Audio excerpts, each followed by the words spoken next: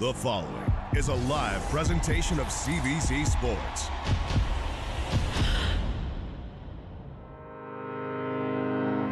Out of the dark to the light, I gotta stand up and fight. 'Cause our battle scars make us who we are. Money does not equal wealth. Gotta believe in myself. 'Cause the rains may come, but the fire burns on. The fire burns on. The fire burns on. Fire burns. The fire burns on. The fire burns on.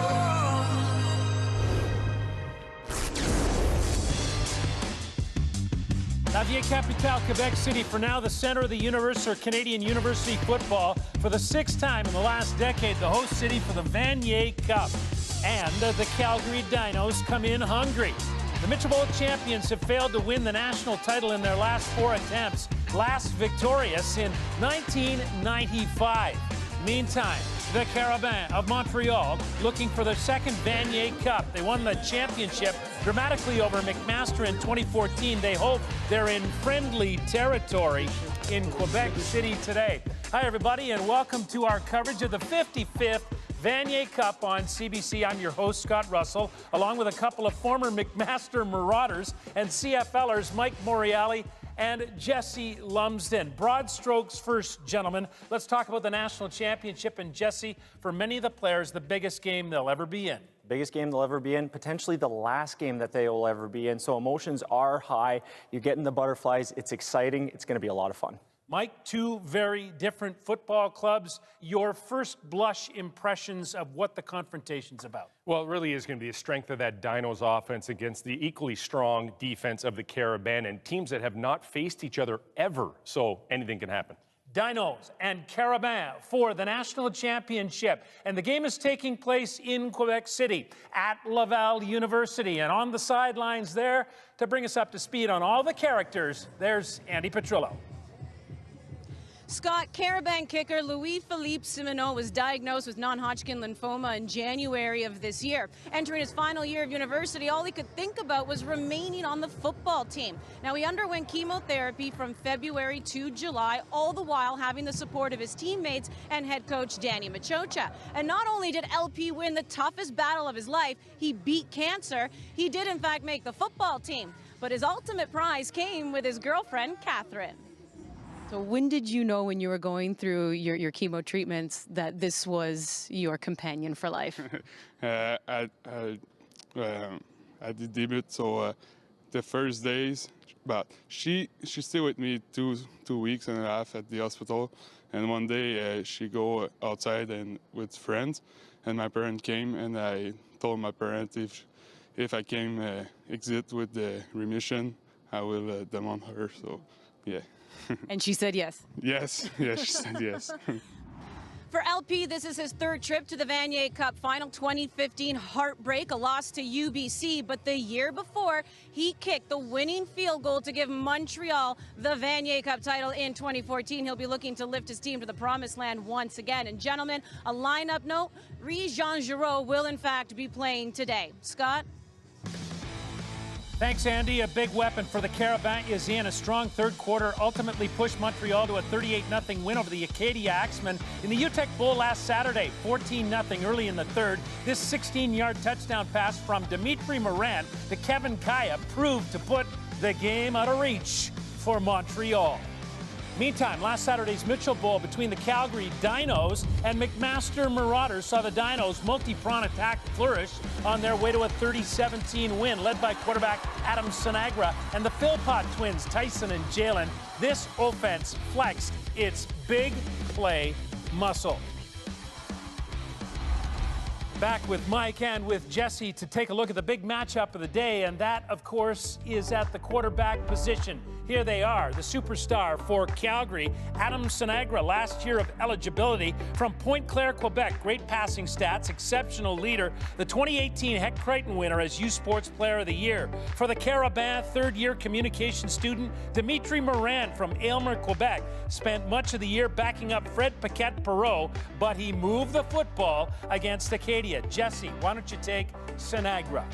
Big reason why he won that 2018 Heck Crichton Trophy and was because of the 3,000 yards passing he had last year. Numbers a little lower in 2019. A big reason of that is because of a more balanced offensive attack. Also because of some adversity that the team faced throughout the season. Some injuries definitely hurt the receiving core and didn't allow him to have the same sort of receivers that he had all season long, allowed people to step up. One thing I really like about Adam Sinagra, great vision downfield, and he spreads the love really, really nicely. He will expect to hear a lot of Calgary Dinos receivers' names called today. And Mike, Dimitri Morin doesn't have the stats, but he's got to move the football. No, absolutely. Doesn't have the stats, doesn't have the awards, but he has a 9-2 record, the same as Sinagra, and they're both in the Vanier Cup.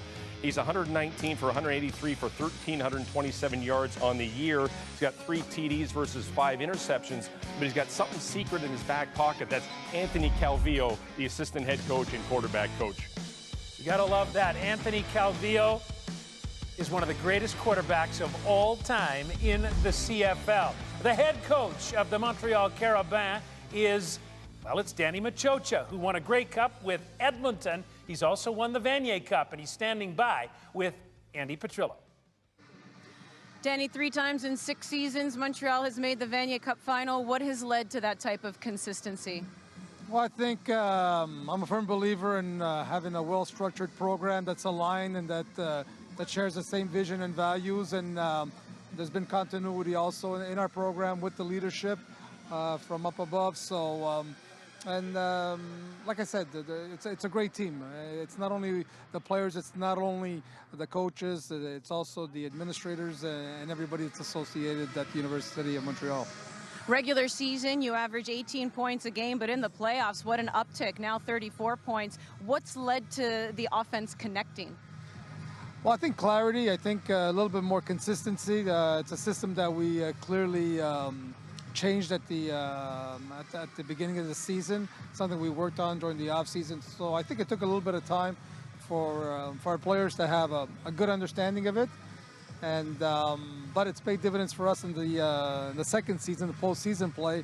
I think we've scored more touchdowns the last 3 weeks than we did the whole regular season. So that's encouraging going into this game.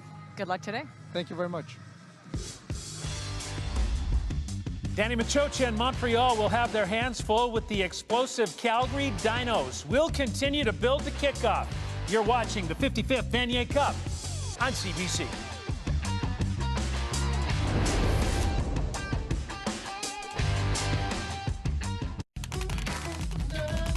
Welcome back. The fans are in the house. TELUS Stadium and the place the locals call the PEPS, the physical education facility at Laval University in Quebec City. Here's Andy Petrillo with Dinos head coach Wayne Harris Jr. Wayne, given the rash of injuries you guys had to deal with this year, especially at key positions, you still managed to finish with a 6-2 record. Here you are, national title game. What did you learn about your team this season? Well, really fighting through a lot of adversity, the resiliency of the program and the players, just believing in themselves and one another, and they've done a great job handling all those situations.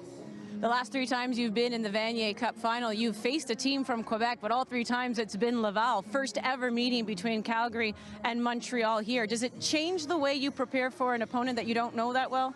Well, not a whole lot. You know, you're still going to do the things that you do, and you're just preparing to get to know the team, Montreal team, as best as you can based on the film that we've seen, but we're going to do the things that we've done all year.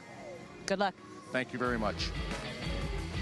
Thanks very much, Andy. It figures to be an explosive offense versus a swarming defense. And to further set it up, the Dinos and the Carabins, a couple of ex-quarterbacks. Here are Mark Lee and Justin Dunn. Scott, the Montreal quarterback situation was up in the air until about an hour ago. Paquette Perreault will not dress. He was the quarterback that beat Laval to help get the Carabins to this big game. What are the implications? Well, it means Morin is going to start, and also the Montreal Carabins are going to use the Wildcat, which means running backs and receivers at the quarterback position. Number 29, Giroux, has been taking snaps all week long in practice, as has number 13, Chabot. So both of those guys will be running the football and potentially even throwing it too for Montreal. Calgary was banged up all year on offense, especially at receiver, but they're healthy today. And Danny Machocha says preparing for this powerful offense has given him some sleepless nights. That's right. The Philpots certainly have, and everyone knows about those twins. Carl and both in your screen are fifth-year seniors, played in the Vanier Cup before, banged up but healthy for the Vanier Cup. Some senior leadership for the Dinos. So Montreal with a big hole on offense, and Calgary ready to fire on all 8 cylinders here in the Vanier Cup. Scott? Thank you so much to Mark and Justin. For the Calgary Dinos, this is their 11th Vanier Cup appearance. They have a 4-6 record. For the Carabins of Montreal, third trip to the Vanier Cup. They're 1-1. Let's go to the PA announcer, Christian Cote.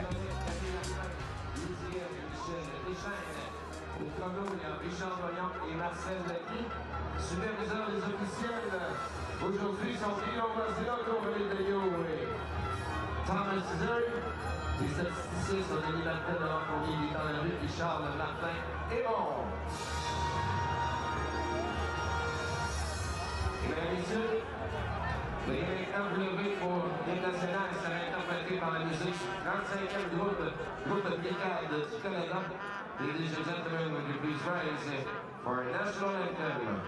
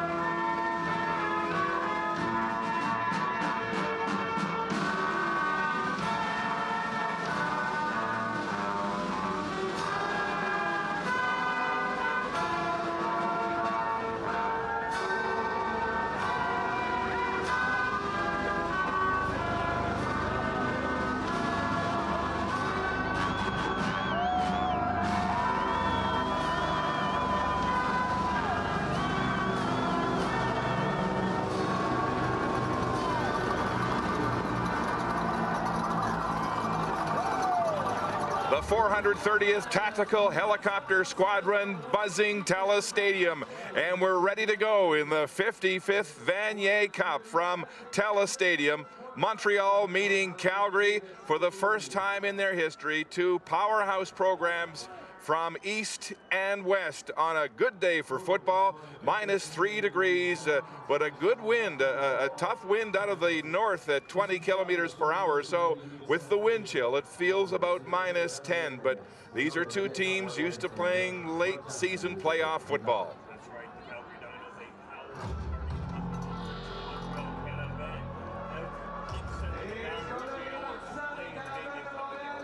There's Danny Machocha, the only coach in Canada to win both the Grey Cup and the Vanier Cup.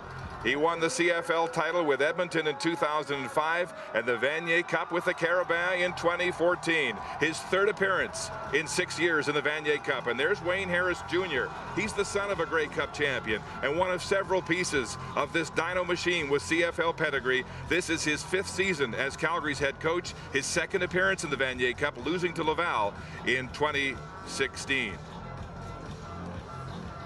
Here are the starting quarterbacks here today. Dimitri Morin came off the bench last week in the 2nd quarter of the UTEC Bowl, led the Carabins to 24 unanswered points in the 3rd quarter and a 38-0 victory over Acadia. And Adam Sinagra is the consensus #1 quarterback in the country. The Heck Creighton Trophy winner 1 year ago with record-breaking numbers. He's come back to Quebec City with a more balanced offense that he thinks is ready to win this title. The Carabins, their defense has been their strong suit, but they will start on offense today. The Dinos won the coin toss, Justin Dunk, and they have deferred as Nico DeFonte gets ready to tee it up. And the Carabins, who will be missing one of their key quarterbacks, Frédéric Paquette-Perreault, will start on offense. Fans still filing into Tela Stadium. The ball is on the tee. Reda Malki and Carl Chabot are back to return from Montreal. On a brisk afternoon in La Belle Province, it's the Dinos and the Carabins in the final university football game of the season.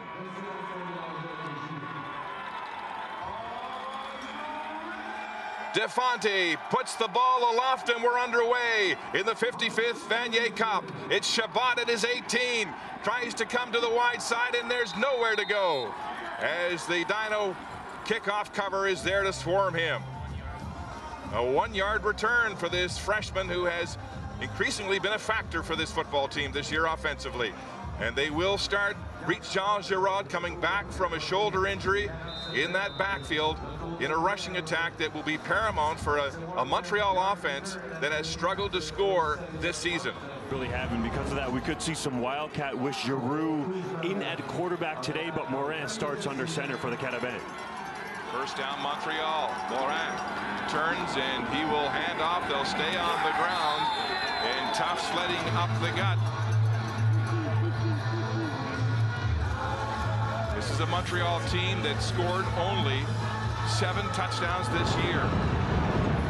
Charlie Moore was in on that tackle. He leads this Dinos defense, making all the calls in the middle. They've been stingy in the Canada West, led by a strong linebacking core and an even better secondary. Dean Leonard and Nick Stats, 2 of the best halfbacks in the country.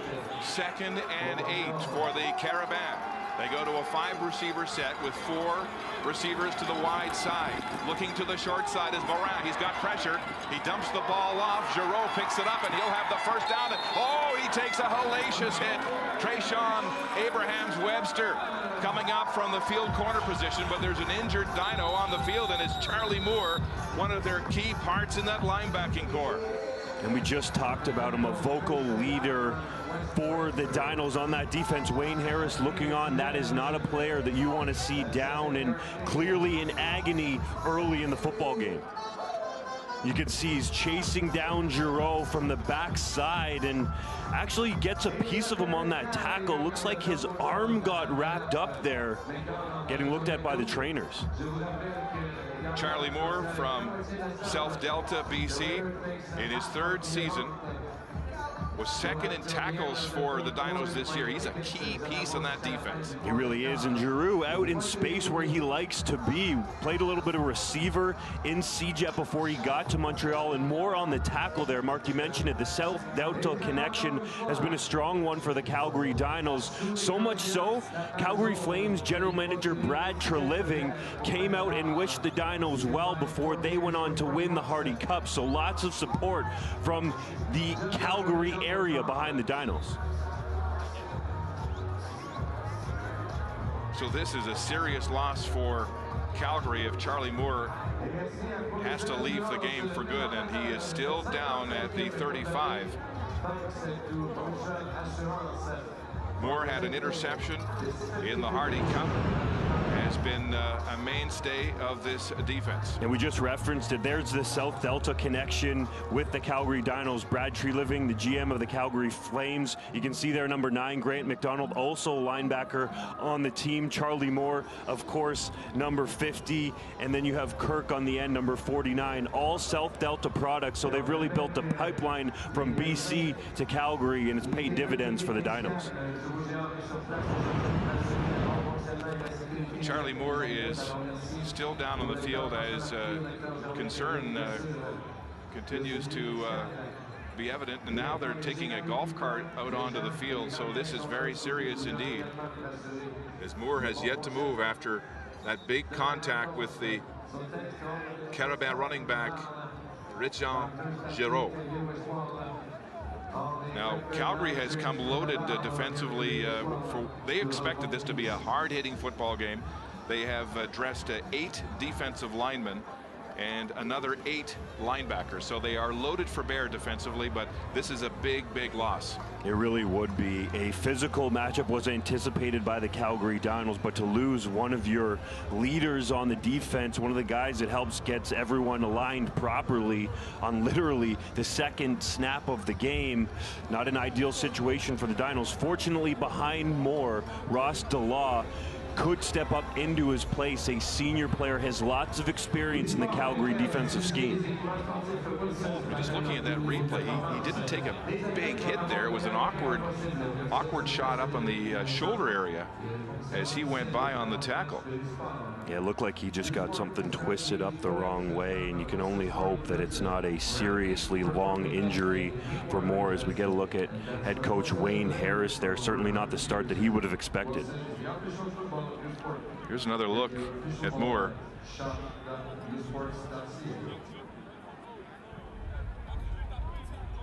Did he have some head contact there from his own teammate? Could have caught him under the chin. Being very careful, the medical personnel here in Quebec City.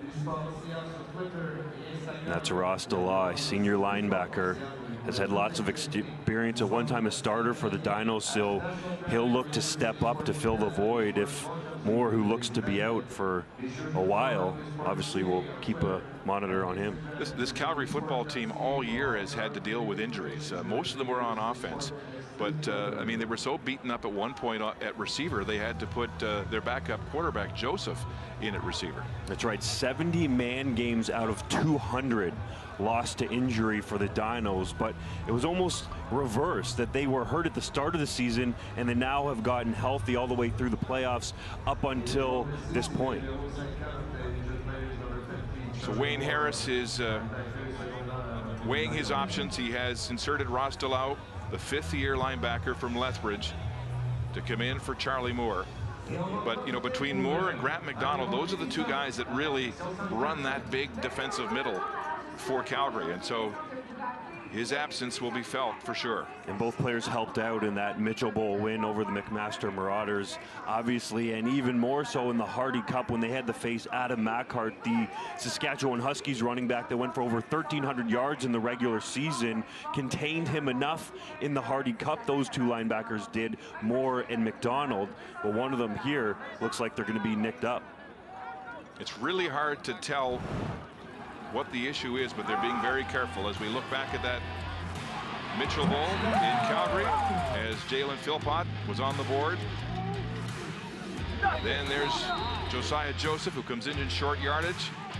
Play action this time, and wide open is Grant McDonald, who is a transfer student from the University of Maine, where he was a tight end as a Div 1 athlete. And boy, McMaster found out he's still got those good hands. Yeah, he does. And part of the reason McDonald came back to the Calgary program was because of his brother, Jack McDonald, who's a receiver for the Calgary Dinos, was already there.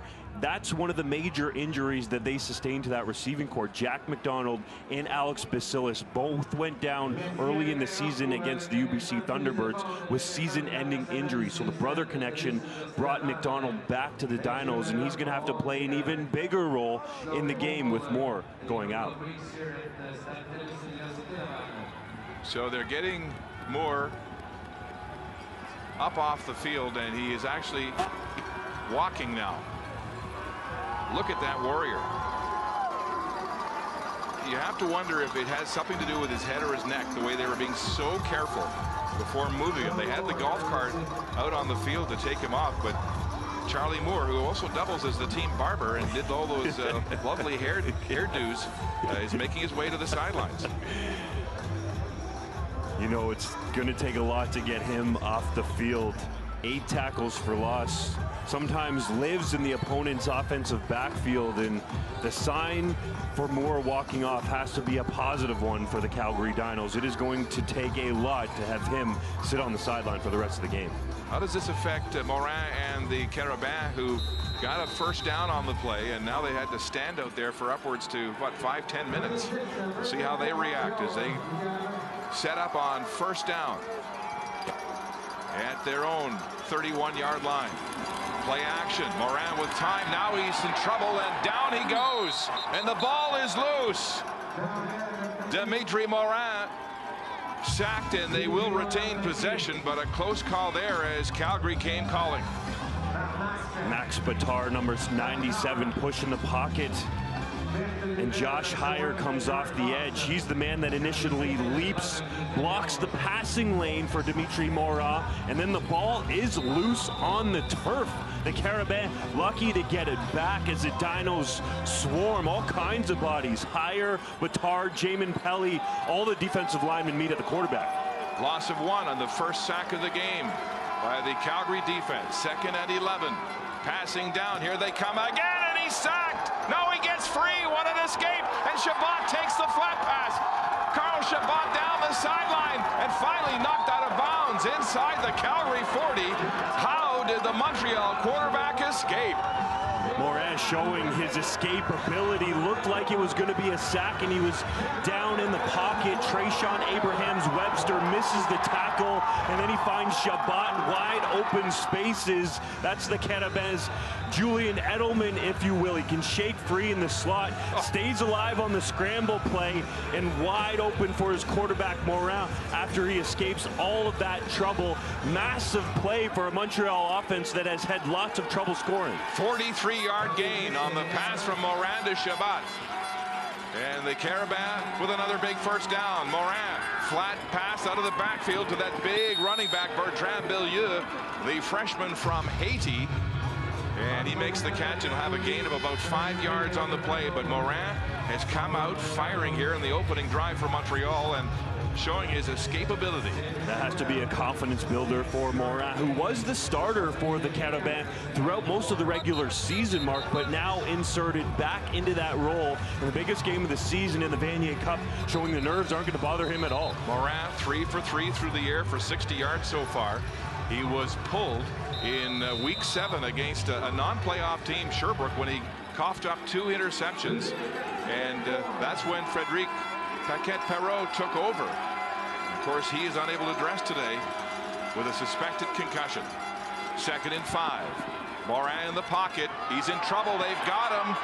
And it is Jamin Pelly, that massive nose tackle at 6'6", 320, that gets his meat hooks on the Montreal quarterback.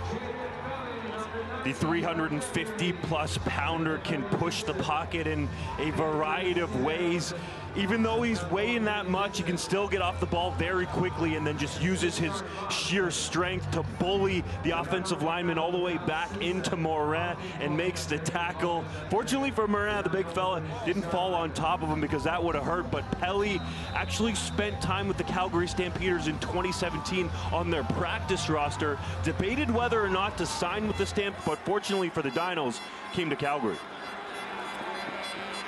A 43-yard attempt for Louis-Philippe Simoneau. The ball is up and wide left with the wind at his back, and the Dinos will take it out of the end zone. It's Jalen Philpott, that dangerous returner, who is brought down. He nearly got a seam on that missed field goal return for Calgary. So Simoneau, who has come back after battling cancer this year, going through 6 sessions of chemotherapy, misses on the first scoring opportunity for the Carabins. And he's normally been clutch for Montreal. Surprising miss there. So the Dinos dodge a bullet as the Carabins are wide on their 43-yard field goal attempt, and Calgary on offense when we come back to Quebec City. The 2019 U Sports Vanier Cup is brought to you by Pro Mutual Insurance, proud presenting sponsor of the Vanier Cup. Wilson, the official football of U Sports. The Globe and Mail, national media partner of U Sports. Nike Team, official performance apparel provider to U Sports. Fox 40, proud sponsor of the U Sports Coach of the Year Awards. And by Sport Canada, funding partner of U Sports.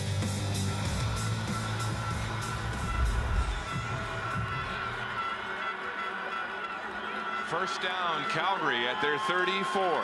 Adam Sinagra, the best quarterback in the country, at work. He's got time, gets the ball out of the backfield. It's incomplete. Intended for Nathaniel Durkin to force a 2nd and 10 situation. Remember, it was a year ago that Sinagra won the Heck Crichton right here in Quebec City. He got to the microphone to accept the award and said, when I come back, I'll be back next year with my team to win the Vanier Cup, and he is. But look at the weapons he has to work with. Certainly, Jalen Philpott leads the way, the leading receiver for the Dinos all season long. A more balanced attack, as you can see, the rushing yards up, passing yards down, but that's by design with offensive coordinator Pat Shan coming in and taking over for his son Ryan Shan, who is now the head coach at the University of Guelph. Philpott, a powerhouse in the playoffs with 15 catches for 236 yards and 2 touchdowns. He returned a kickoff against Manitoba in the semifinal for 97 yards and a touchdown. In the first game, they had him in the lineup as a kick returner. And this is bad news for Montreal. Marc-Antoine Duquois, their star defensive halfback, is out of the game and getting some medical attention. And the man that Sinagra is going to look to potentially exploit that injury, Jalen Philpott, has been an absolute star in the regular season and carried it on into the playoffs. A big Hardy Cup game, and even bigger in the Mitchell Bowl, 130 yards in the air. 2nd and 10, the ball is out. It's complete to Hunter Carl, but he'll be short of the first down. So Sinagra is getting time to throw. He finds the All-Canadian from a year ago and one of his favorite receivers for a gain of 6. It'll be 3rd and 4 in a punting situation for Calgary. But short of the first down, Carl, the 5th-year veteran, comes up short of the stick. Sinagra long throw, and you can see wobbles in the air. A bit of a crosswind here at TELUS Stadium in Laval might affect some of those passes. DeFonte to punt, an average of just under 40 yards a punt this season in the regular schedule. And one man back for Montreal. It is Carl Chabot, the freshman who's ever dangerous. A shank punt from DeFonte, bouncing at the 45. Chabot will get it at his own 40. The pint-sized returner gets a seam. He's outside now. Carl Chabot angled out of bounds by Cole Cussman. And they're on Calgary's side of center field to start this second offensive series. But this kid, through the course of the season, has been getting more touches. And we talked to the Laval defensive coordinator yesterday, and he was saying just how dangerous this kid is. Mark Fortier said that he was a weapon to watch on the Carabins side, and you can see it as a returner, as a receiver already, and he's going to run some wildcat at some point today too and take some snaps from under center. Dimitri Morin. Hands off. It's Reda Malky. Finds an edge and powers his way off tackle. Brought down by Salim Fraser for Calgary, but this is a man who has been a powerhouse in the absence of Giroux on the ground for Montreal in the playoffs. Literally, Mark, the more powerful back of the Carabin duo in the backfield there, Malky and Giroux. You can see him picking his way, patiently waits for the kick-out block to come, turns it up the field, shoulder square to the line of scrimmage. Gain of 8, make it 2nd and 2 for the Carabin. Motion to the wide side. It's play action. Morin staying in the pocket, throwing deep downfield for Kevin Kaya. And the Frenchman cannot make the catch. Kaya, who is a 3rd-year receiver out of Nancy, France.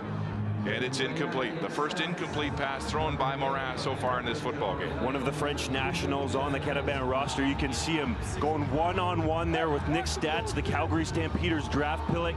Clearly a size advantage there for Kaya, but Morin just overshoots that play-action deep ball.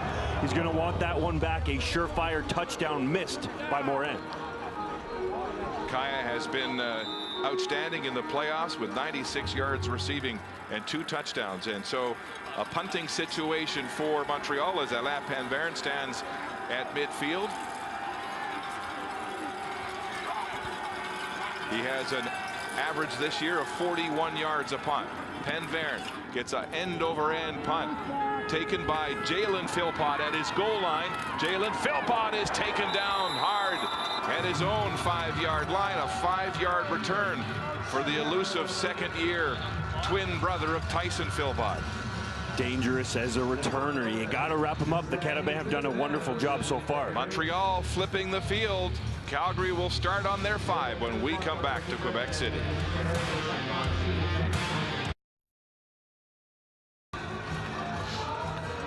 Welcome back to the 55th Vanier Cup from TELUS Stadium in Quebec City. The Dinos and Carabins scoreless midway through this first quarter.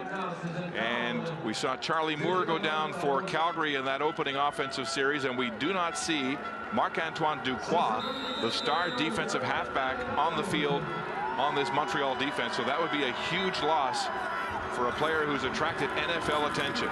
On the ground come the Dinos in a big rush up the middle. It's Robinson Rodriguez taking the ball at least 20 yards up the gut to help get Calgary out of tough field position.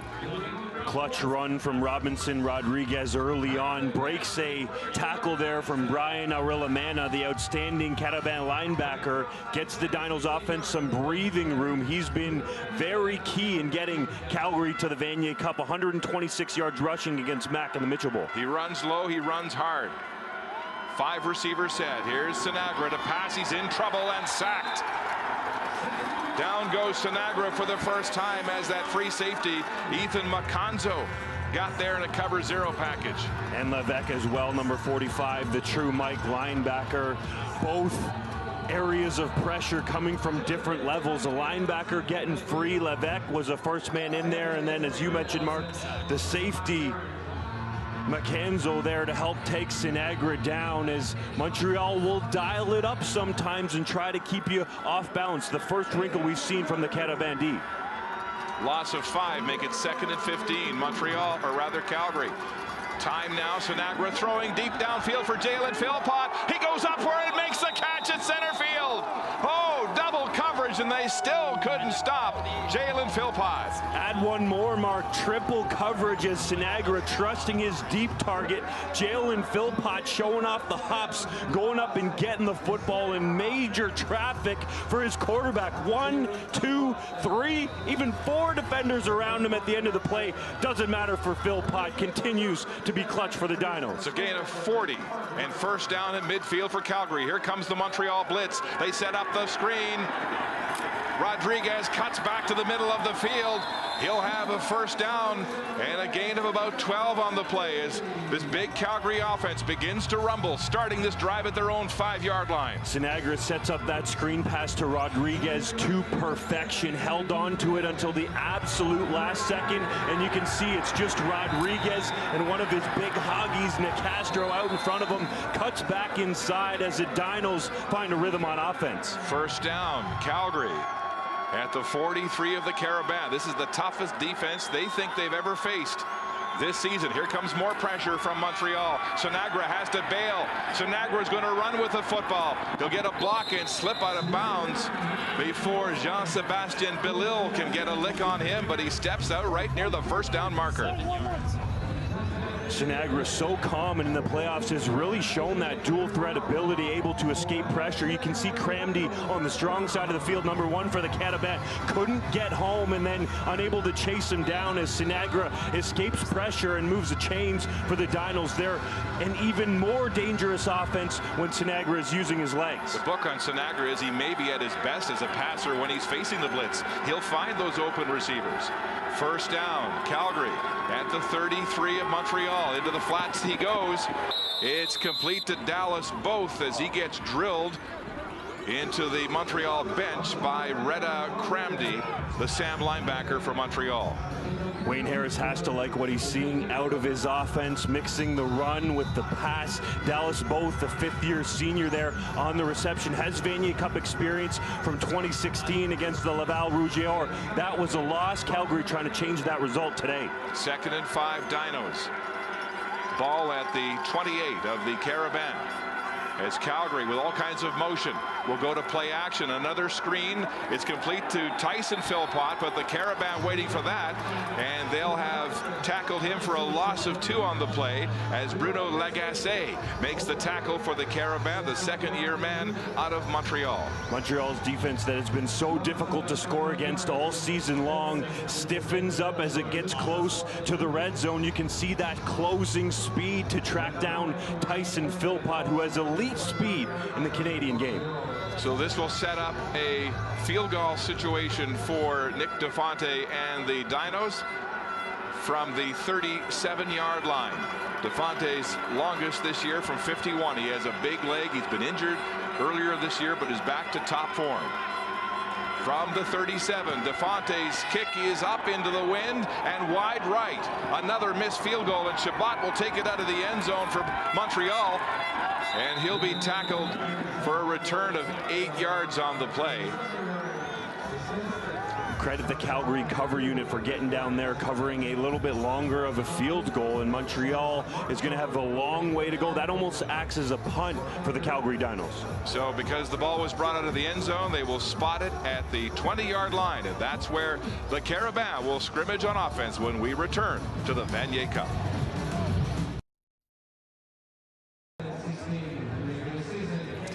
Welcome back here at the 55th Vanier Cup on CBC Sports. Still no score in this one, but an update from the Calgary Dino lineup. Linebacker Charlie Moore is done for the day. We know the storyline when it comes to Calgary is having to overcome all the injuries this season. Charlie Moore himself had to miss a game due to a shoulder injury. He was visibly upset, sitting on the bench, didn't want to leave. Had a lot of his teammates coming up to him, consoling him, patting him on the back. You know this is a tough one to miss, but Charlie Moore done for the day. Gentlemen. Red Jaw Giroux in the Wildcat formation, and a massive gain of 28 yards on the play. And we knew that they'd be trying this with the injury to Paquette-Perreault at quarterback, mixing it up on offense. The Carabins practiced it all week long with Giroux taking the snap, fakes the reverse there to Chabot, gets into the open field, and you can see why he's so dangerous. A slashing runner, really likes the ability to get into the open field. That's where he feels like he's most dangerous, and the Carabins attack that undermanned linebacking unit. And Giroux can throw the ball. He takes the handoff, off tackle, lowers the boom. He missed the last game in the UTEC Bowl because of a stinger, a pinched nerve in his shoulder, and was good to go late this week in practice. Giroux telling us that he plays touch football in the summer and he plays quarterback. He says, I also throw off the Wildcat, and now he's injured and is down on one knee. So we wondered about his physical state because it wasn't until late in the week that they gave him the green light to dress for this football game after missing the UTEC Bowl. Remember, he had that shoulder injury. On the last play, Moran came back in at quarterback and hands off to Giroux. Looks like he just took a shot to the midsection there from Abrahams Webster. Maybe just knocked the wind out of him, just needs a minute to get his breath back. Hopefully, if you're the Carabins. Giroux was Montreal's leading rusher this year with 578 yards, 1 rushing touchdown, but he was also their #2 receiver. This is what makes him so dangerous, is that he's equally as lethal coming out of the backfield as a receiver, and as we just saw in the previous play, running the Wildcat offense for the Carabins. And a player that you can't afford to lose, especially for Montreal, that has struggled to score points all season long. You can look at the difference. They've ramped it up in the playoffs to get to the Vanier Cup. Malky is in for Giroux at running back in a 2nd and 7, and Moran now audibly out of that call. 2nd and 7, pressure from Calgary, flags flying, and did the play clock get to 0 as there was some panic there as Moran tried to change the call and get it off on time. We'll have to wait and hear. Time count. Montreal. There's Kevin Mickelborough working on his French here in this bilingual football game. The veteran from Hamilton, Ontario, getting the call to be the referee and in charge of the conduct of the game here in the 55th Vanier Cup. And there you see Noel Thorpe, formerly worked with Danny Machocha as part of the staff with the Montreal Carabins, is now the Ottawa Red Blacks defensive coordinator, so all kinds of support for the Carabins. 2nd and 12. Carabins.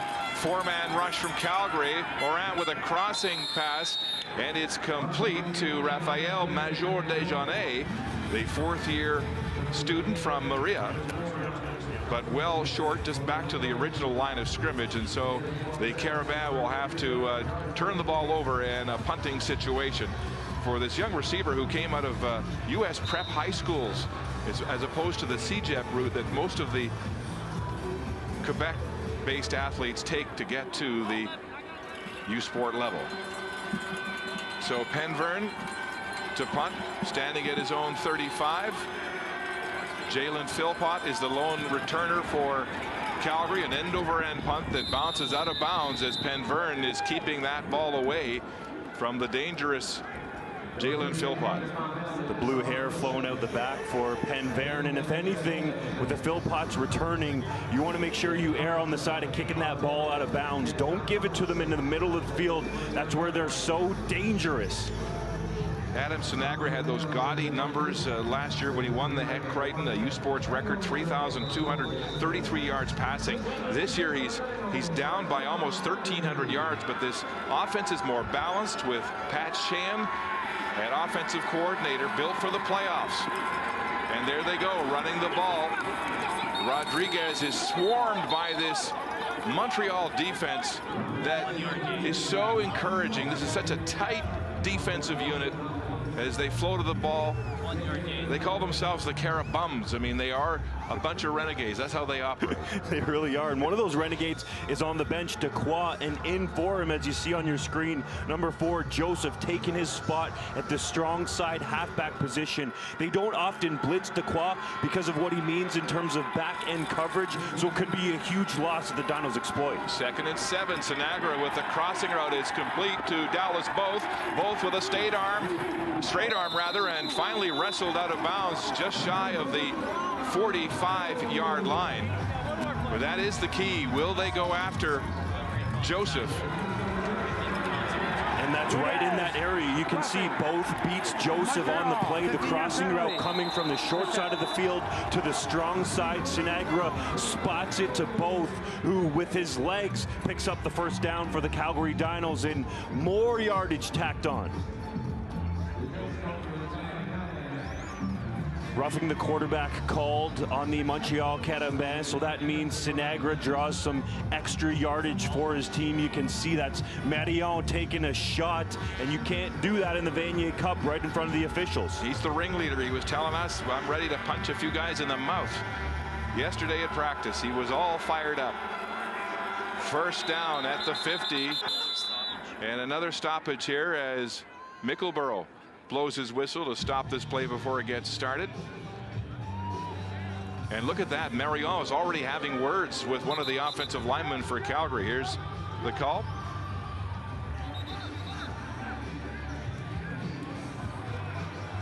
Appears to be some confusion on the field. Maybe where they spotted that football. They've now moved it to the 51-yard line, so it was not spotted properly. And we'll try again on first down, but Marion was already having words. He's like a longshore brawler at that rush end position for the Carabins. Here comes the Montreal blitz, and flags fly again. And this looks like it might be motion on the Calgary side of the ball, as the Carabins are saying it's going back. Procedure, Calgary. This is him. The procedure called against the Dinos offense was both across the line. Just barely. That might have even been Tyson Philpott on the outside, who's in a static stance, moving a little bit early as well. So it'll be first down repeated and 15 to go. Sinagra has looked sharp at quarterback on the previous drive. He was 4 for 4 for 56 yards before that missed field goal. Play action, gets the ball away to Tyson Philpott. Oh, look at that, breaking ankles as he gets by Sam Rossi and scoots upfield for a short gain of about 6 on the play. So the Philpott twins showing their moves at breakneck speed. Calgary with a 2nd and long situation when we continue our coverage of the Vanier Cup.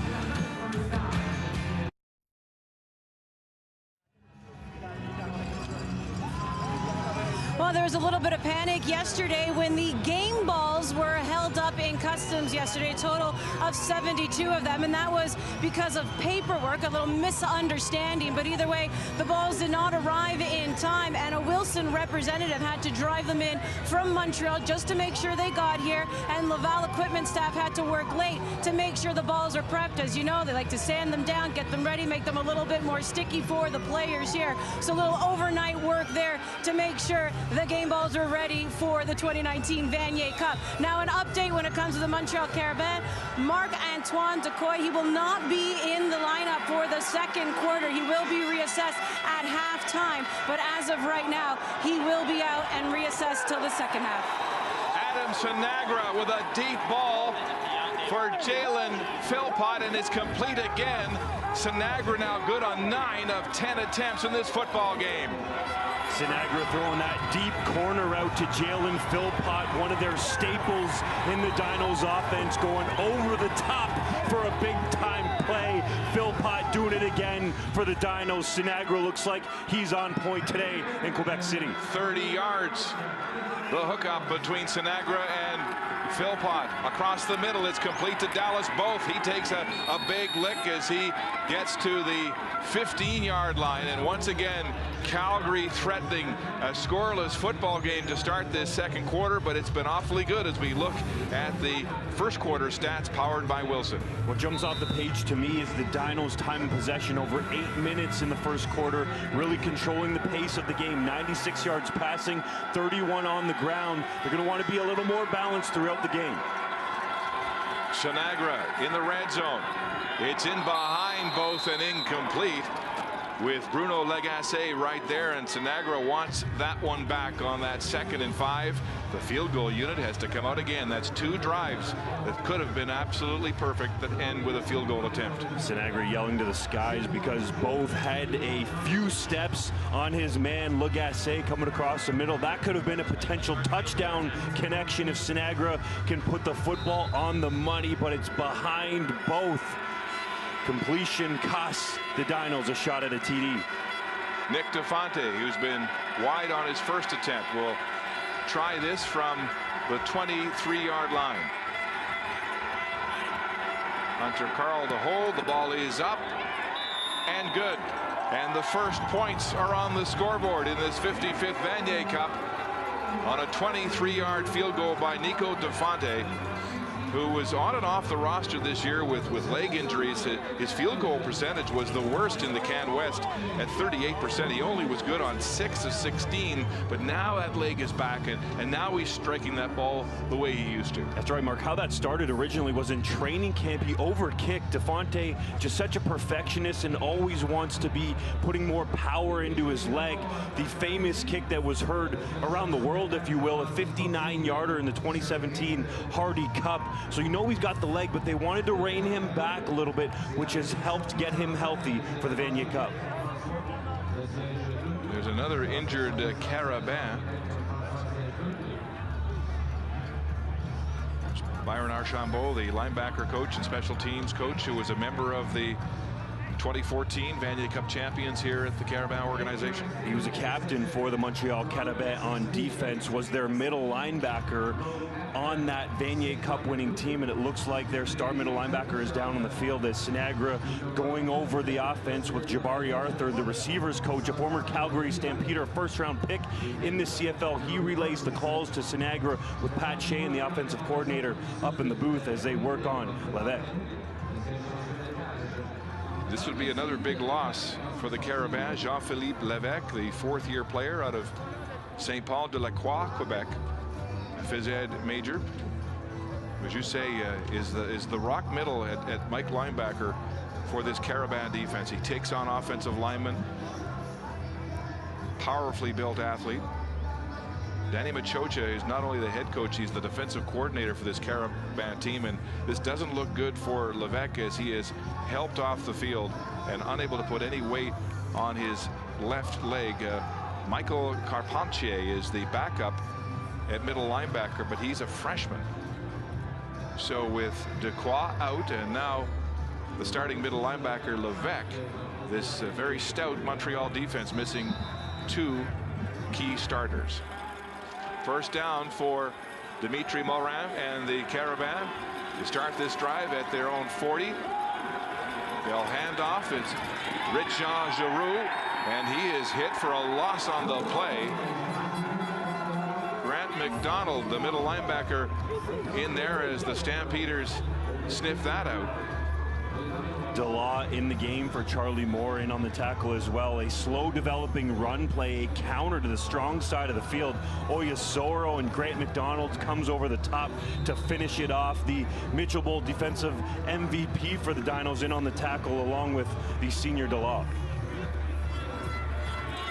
So a loss of about a foot on the play. Second and a little more than 10 for Montreal. Inside their 40. Here comes the Calgary blitz. Morin fires the ball across the middle, incomplete, skipping off the turf, intended for Carl Chabot, and now there's a flag in the Montreal backfield well after the play. Matt Lasician, the free safety, coming downhill, lays a lick on Morin, and we have a flag that has come after the play. It looks like Giroux was talking to the official, Kevin Mickleborough. That might have been the infraction. Here's Kevin Mickleborough to sort this out for us. But a big hit on that Montreal quarterback.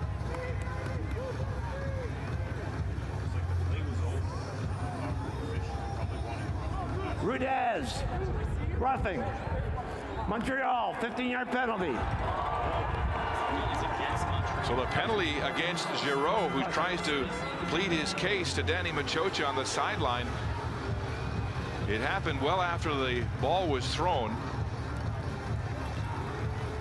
You can see after the play is over, Giroux and Mickleborough talking about the infraction. Giroux did not think what he did was roughing, but clearly Mickleborough felt different, and the flag flies. So a 15-yard penalty will make it 3rd and 25. This looks like it was a, they called it roughing, but it looked like he was chirping at the referee. So a tough field position situation with that penalty as Alain Penverne stands back at his 6-yard line.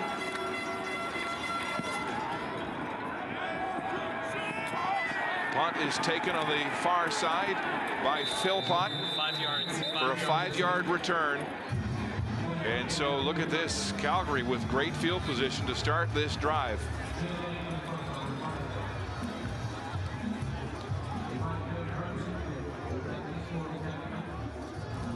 And this looks like it might be a 15-yard no-yard. Unité, no yards. Ranger. Montreal, first down. Premier SA. Wow. Because that ball was caught in the air and the no yards, the 5-yard restraining zone was not respected. It's a 15-yard penalty. So the ball is now on the 36-yard line of the Carabins. 1st and 10 for Adam Sinagra and the Calgary Dinos. They've had some great drives, but have been unable to finish off. Here's a flat pass. This could be a throw. It's Hunter Carl who has the ball for Calgary, but he had a look downfield. Hunter Carl has a great arm, and we have seen him throw the ball on these options before. Hunter Carl on the swing pass, but it's really a lateral, maybe setting up a throw for later in the game. Took a peek there at Tyson Philpott down the field, who was in one-on-one coverage, but was covered down pretty well. So Carl makes the smart decision. A former high school quarterback, played basketball as well. Savvy veteran call there not to let it loose. Gain of 4, 2nd and 6. Jet sweep, and it's stopped in its tracks. Brian Haralamana, the Will linebacker, lowering the boom. Haralamana, who has eyes on him from many CFL scouts around the country, right there to make a big stick on Jalen Philpott. But credit Rossi there. You saw him flashing your screen, number 40, for forcing Philpott back up inside so Haralamana could clean him up. It's that stout defense we've seen all year in Montreal. Nico DeFonte to attempt this field goal from the 38-yard line. The ball is up and good. So DeFonte with back-to-back field goals after an early miss. stakes the Dinos to a 6-0 lead in a really tight football game in Quebec City.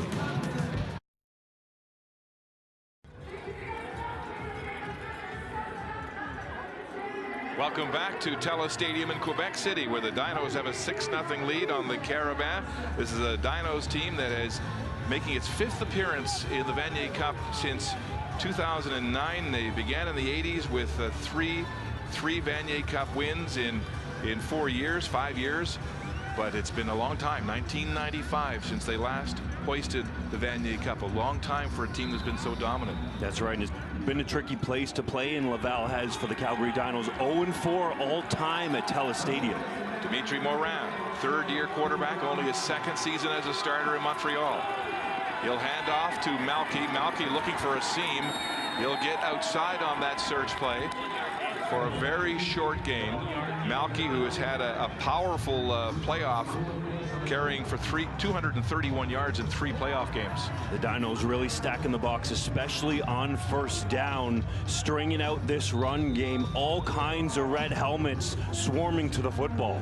Malky missed most of the regular season with a high ankle sprain, then was pressed into service when Giroux couldn't play last week in the UTEC Bowl. Giroux has been dinged up already here in the first half for Montreal. 2nd and 9. Ball was low, it's away and incomplete. Intended for Tristan Fisk-Casso, the 3rd-year man from Montreal. Dean Leonard in the vicinity. That was nearly botched on the snap. Just a 3-man rush from Calgary. That's Jacob Biggs laying a lick on Fisk. His dad, of course, played for the Calgary Stampeders. Yes. Mark, all over that pass knockdown. So many connections. The Philpott twins, the sons of Corey Philpott, the great quick 6 running back from BC in the 90s. Biggs of Stampeder, and Dean Leonard, the son of Ken Leonard, the great Stampeder defensive back.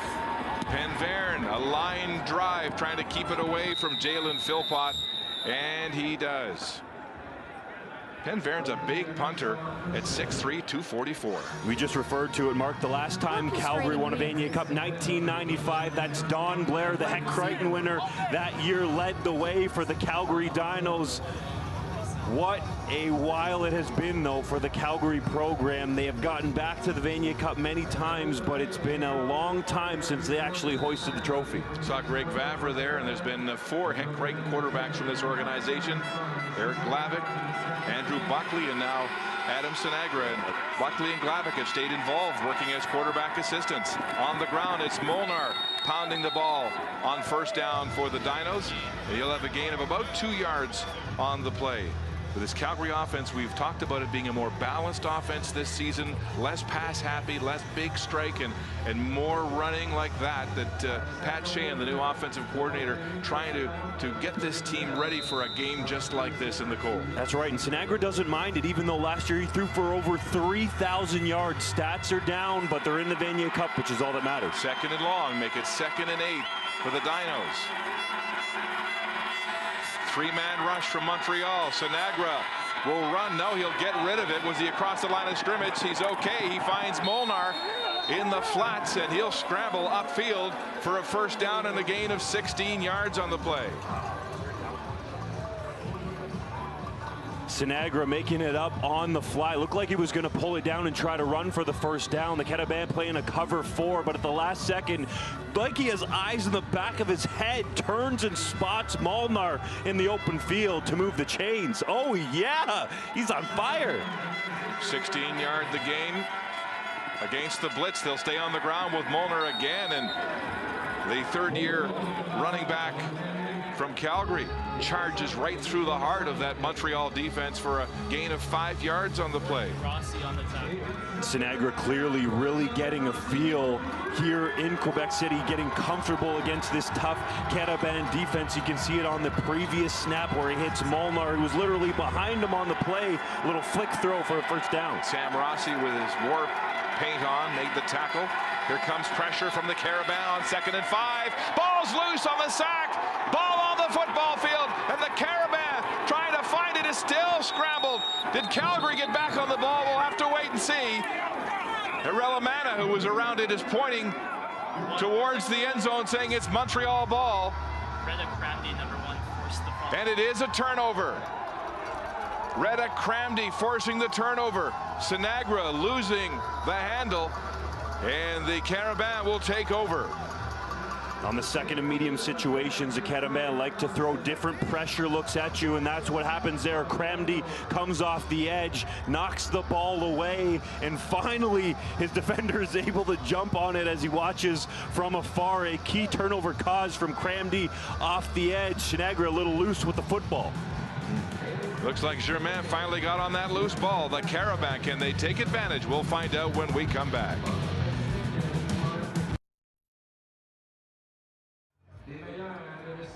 Adam Sinagra with the fumble and the first turnover of this football game. You can see his left hand is got a glove on it, and his baby finger and ring finger are taped. He broke those fingers in the Hardy Cup, and I'm not sure if that was a factor in that fumble, but we'll have a chance to take another look at it down the road. So the Carabins go on offense. They've had 3 straight 2-and-outs. Here's a bubble screen to the wide side. Carl Chabot makes the catch, and then he is felled. Sterling Taylor, the 4th, drops the diminutive receiver for the Carabins after a gain of 7 yards. Morin gets the ball out quickly to Chabot. Some nice blocking in front of him, and then he hops and jumps around until Sterling Taylor arrives with authority. Gain of 7 on the play. Chabot, this true freshman, you see him all over the field in this Montreal offense. 2nd and 3. Play action. Into the flats they go again to Chabot. He'll scramble upfield and have the Montreal first down. And a gain of 6 on the play. Dean Leonard, the boundary halfback, pushes this pint-sized phenom out of bounds. The Dinos defense bit on the run fake from Morin. That allowed Chabot to sneak out. It looks like Dean Leonard, number 2 for the Dinos, was supposed to account for Chabot. Came downhill hard trying to track the run. That left the open space for Chabot to get the first down. 1st and 10, Carabins at the Calgary 42-yard line. Morin will hand off to Giroux. Giroux going outside. This is where he's most dangerous. He finds a seam, and he'll slide upfield for a gain of 5, maybe 6 on the play. Giroux being strung out, but picks his way to the strong side of the field. Solid gain on first down. As you can see there, a missed tackle from Oyasoro, and then Giroux cuts it up against McDonald, making 2 of those linebackers, normally sure tacklers, miss in the hole. He can do it in a phone booth. Little wiggle. And Salim Frazier got there to limit that damage to 5 yards. 2nd and 5 for the Carabins. An offense that has been impotent most of the season is moving the ball. Oh, and the flat pass is dropped. May have been tipped en route to Richard Giroux. And so what looked like a promising drive after the Calgary turnover will stall at the 42-yard line. It might have been tipped. Morin maybe just gets it over the top of the oncoming Dinos Still defenders. gotta have that. You got to have that.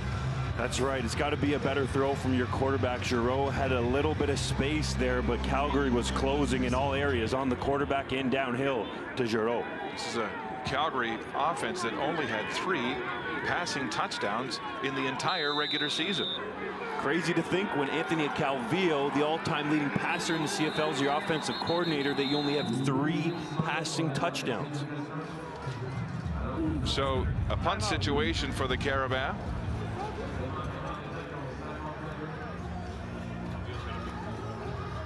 That's a good point. Anthony Calvillo, the 3-time Grey Cup champion, 3-time CFL MVP, the Hall of Famer, coming over the winter to this Carabins program to work with Machocha. They were, they worked together in Montreal years ago, but it just hasn't worked out. It hasn't been an explosive offense, and been a lot of talk that Anthony Calvillo's offense, a pro offense at that, was too confusing. There was too much motion, and these quarterbacks and receivers had a hard time digesting it. Seems like in the playoffs, though, it's come along a little more smoothly for Montreal. The scoring rates have gone up overall, but the Dinos holding them off the scoreboard here so far today. So now the Carabins, there's AC on the sideline. You know, when he came to the program in January, Morin was saying all the quarterbacks had sweaty palms. They were so nervous, and none of them could throw a spiral in the first workout. You can't blame him. You have Calvillo, a Hall of Famer with all the accolades you mentioned. Watching you, you're just be in awe as a young quarterback. So now the Carabins have decided to attempt this field goal into the wind, a 20-kilometer-per-hour wind out of the north, with the ball at the 44-yard line. It is two onside players. It's a fake. It's a fake. Major Dagenet gets the ball away, and it's complete for a first down. Bruno Lagacé on the fake field goal. And they move the yardsticks.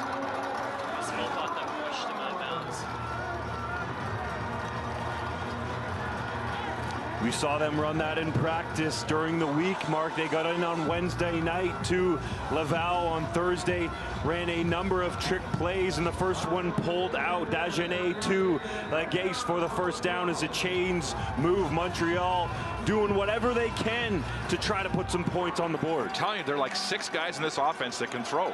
That's the way they've managed to get through this season, with trick plays like that. First down, Carabins at the 26 of Calgary. It's a flip pass, a toss to Chabot, and Chabot is wrestled down by Ross DeLaw.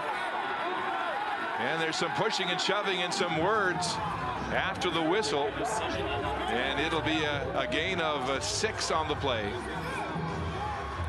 Anthony Calvillo dialing up the next play, and you know, Mark, you mentioned it, that the offense being a little difficult to understand for the players, but for Calvillo, he needed to get some time to get acclimated to the building blocks that he had around them and fit the offense to them as well. And that's an example that we've seen here today, with Chabot getting carries and touches in various ways, using the players to their best ability. 2nd and 4 in the red zone. The Carabins will stay on the ground. Giroux breaks the first tackle, breaks the second tackle, and dives for the 15-yard line. And that looks like he may have the first down on 2 big second efforts by this tailback. Giroux with a tough run, a physical back. You can see just the way that he's built. Big leg muscles, keeps him turning, running through tackles. The Dinos are normally, as a group, very sure tacklers, but Giroux just bouncing off Dean Leonard, Sterling Taylor, turning out those yards, and the Carabins are going the direction of their huge fan section that's made the trip to Quebec City. First down at the 15 of Calgary. Morin rolling. He'll pitch it to Beaulieu, and Beaulieu, the big rookie from Haiti, will be close to the first down. Jamin Pelly, the nose tackle, making the tackle for Calgary. But Bertrand Beaulieu, big man at 6'2", 250. Carrying the rock right through the middle of that Calgary defense. That is a load coming downhill, and Morin sets up the shovel pass to perfection and allows his big fullback Beaulieu just to square his shoulder pads and run straight downhill, punishing runner. An injured Dino on the play. It's Abrahams Webster, the field cornerback, who made contact on that 250-pound tailback, and he is on one knee, as the Carabins now threatening to score the first touchdown of this Vanier Cup.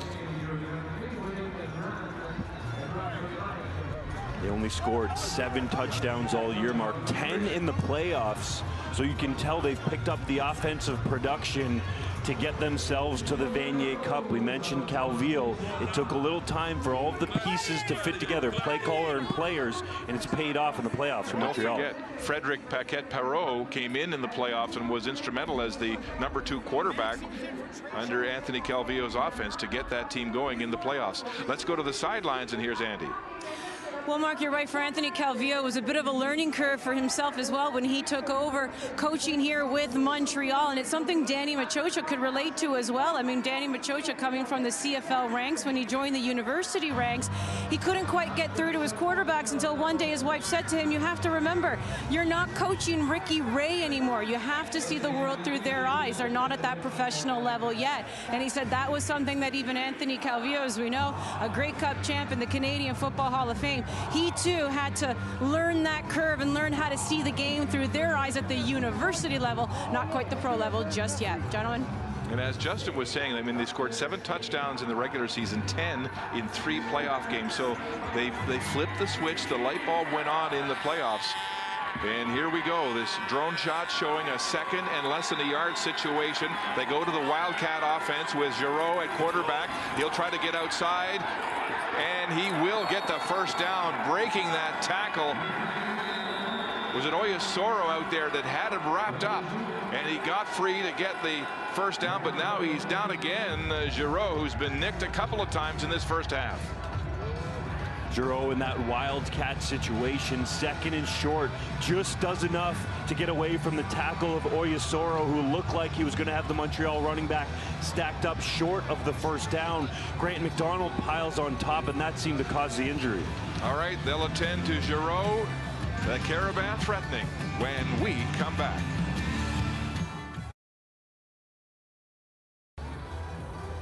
Santa's already in the house, so is the Grinch. Who's the Grinch going to take a national title away from? So the Carabins now with a first and goal situation from the 3 as Richard Giroux finally gets up off the turf. He's been down twice in this football game, coming back after missing the UTEC Bowl with a shoulder injury. There you see him telling his offense, let's go. So this touchdown-starved Montreal offense in position here to get into the end zone for the first time in the football game in a low-scoring 6-0 Dino lead. Giroux actually telling us, Mark, that he likes to be physical. Maybe almost would rather play defensive back. Played all kinds of positions in high school, running back, quarterback, defensive back. So a physical runner, you can bet he's going to be back out on that field. They need him because he's so multi-dimensional in the Wildcat, as a receiver and as a running back. Here's that short yardage play in the Wildcat that he beats Oyasoro, and then finally Grant McDonald takes him down hard to the turf. First and goal from the 3. Carabins. Morin will hand off. Malky turns, dives to the goal line, waiting for the signal. The Carabins celebrating, but they'll mark him short. Reda Malky, that low-hitting, powerful running back, has been a huge factor in the offensive production in the playoffs for this team. That's right, especially in the UTEC Bowl win last week over Acadia, the more physical runner in that Montreal backfield, spinning his way. Great call by the officials there. He was indeed down just short of the end zone. Tyrese Best comes into the lineup for Calgary, and Biggs comes out as Wayne Harris tries to bolster that line. Second and goal from the 1. The Carabins in the heavy set. It's a handoff to Malky. He's stiffened by McDonald at the goal line. Driving. Still no signal. Touchdown. A late call as Malky bulldozes into the end zone for the first touchdown of this Vanier Cup. Malky met in the hole, but does enough to barely break the end zone. Grant McDonald trying to turn him back, and that is ultra close. At the end of the play, Malky's back is actually on the knee of McDonald, so technically he's not down. That has to be the way the officials ruled it a touchdown, because it's oh so close for that football breaking the plane. 2 men toughing it out there on the goal line. Point after is good. The kicker, Simoneau, is drilled to the turf, and there's some words after that play as they mix it up. No love lost in this football game as the Carabins take the lead, but that kicker can handle himself. 6'3", 245 pounds, and there's Malky getting the sombrero. The first touchdown. That's a tradition on this Carabins offense. It doesn't happen often, so you got to give out a big hat when it does. Montreal gets into the end zone as the extra point is good. Simoneau takes a shot from Jamin Pelly after the fact and then exchanges some words. It's heating up in Quebec City. The Carabins, 11 plays, 58-yard drive. After the fumble recovery, then the fake field goal. They took 5.5 minutes off the clock, and they hit the end zone. The first team to do that this afternoon. That fake field goal was so key, really getting things going. Initially, Simoneau lined up for what looked like was going to be a three-point attempt, turned, seemed like it was going to be a pooch kick with a couple of onside players behind him, and all of a sudden they came out the back door to pick up the first down. That key play led to Montreal getting into the end zone. Simoneau's story is one that everyone here reveres in Montreal. Was diagnosed with B-cell non-Hodgkin lymphoma in February, underwent 6 chemotherapy treatments right through to July, and a little more than a month after his last visit to the hospital, he was at training camp with the Carabins. Ball has been blown off the tee. So Simoneau will set that back up as Jalen Philpott and his identical twin Tyson Philpott are back to return this kickoff. So who would have thought that this would be such a low-scoring game with this powerhouse Dino offense here under good conditions? There's the kickoff. It's Tyson Philpott at his 21-yard line, looking for a seam to the wide side. Gets through 1, 2, 3 tacklers, and finally brought down at the 40-yard line. So the Philpott's ever dangerous.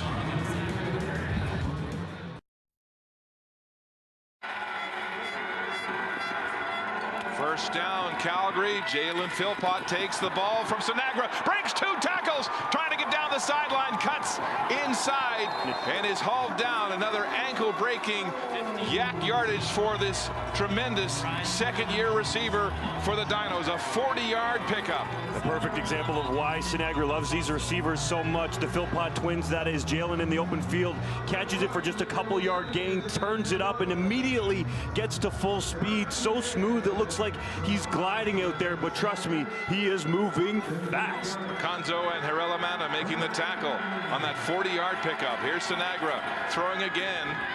It's complete to Durkin, Nathaniel Durkin, for a short gain as he lost his balance. And of course, in university football, you don't have to be touched to be down.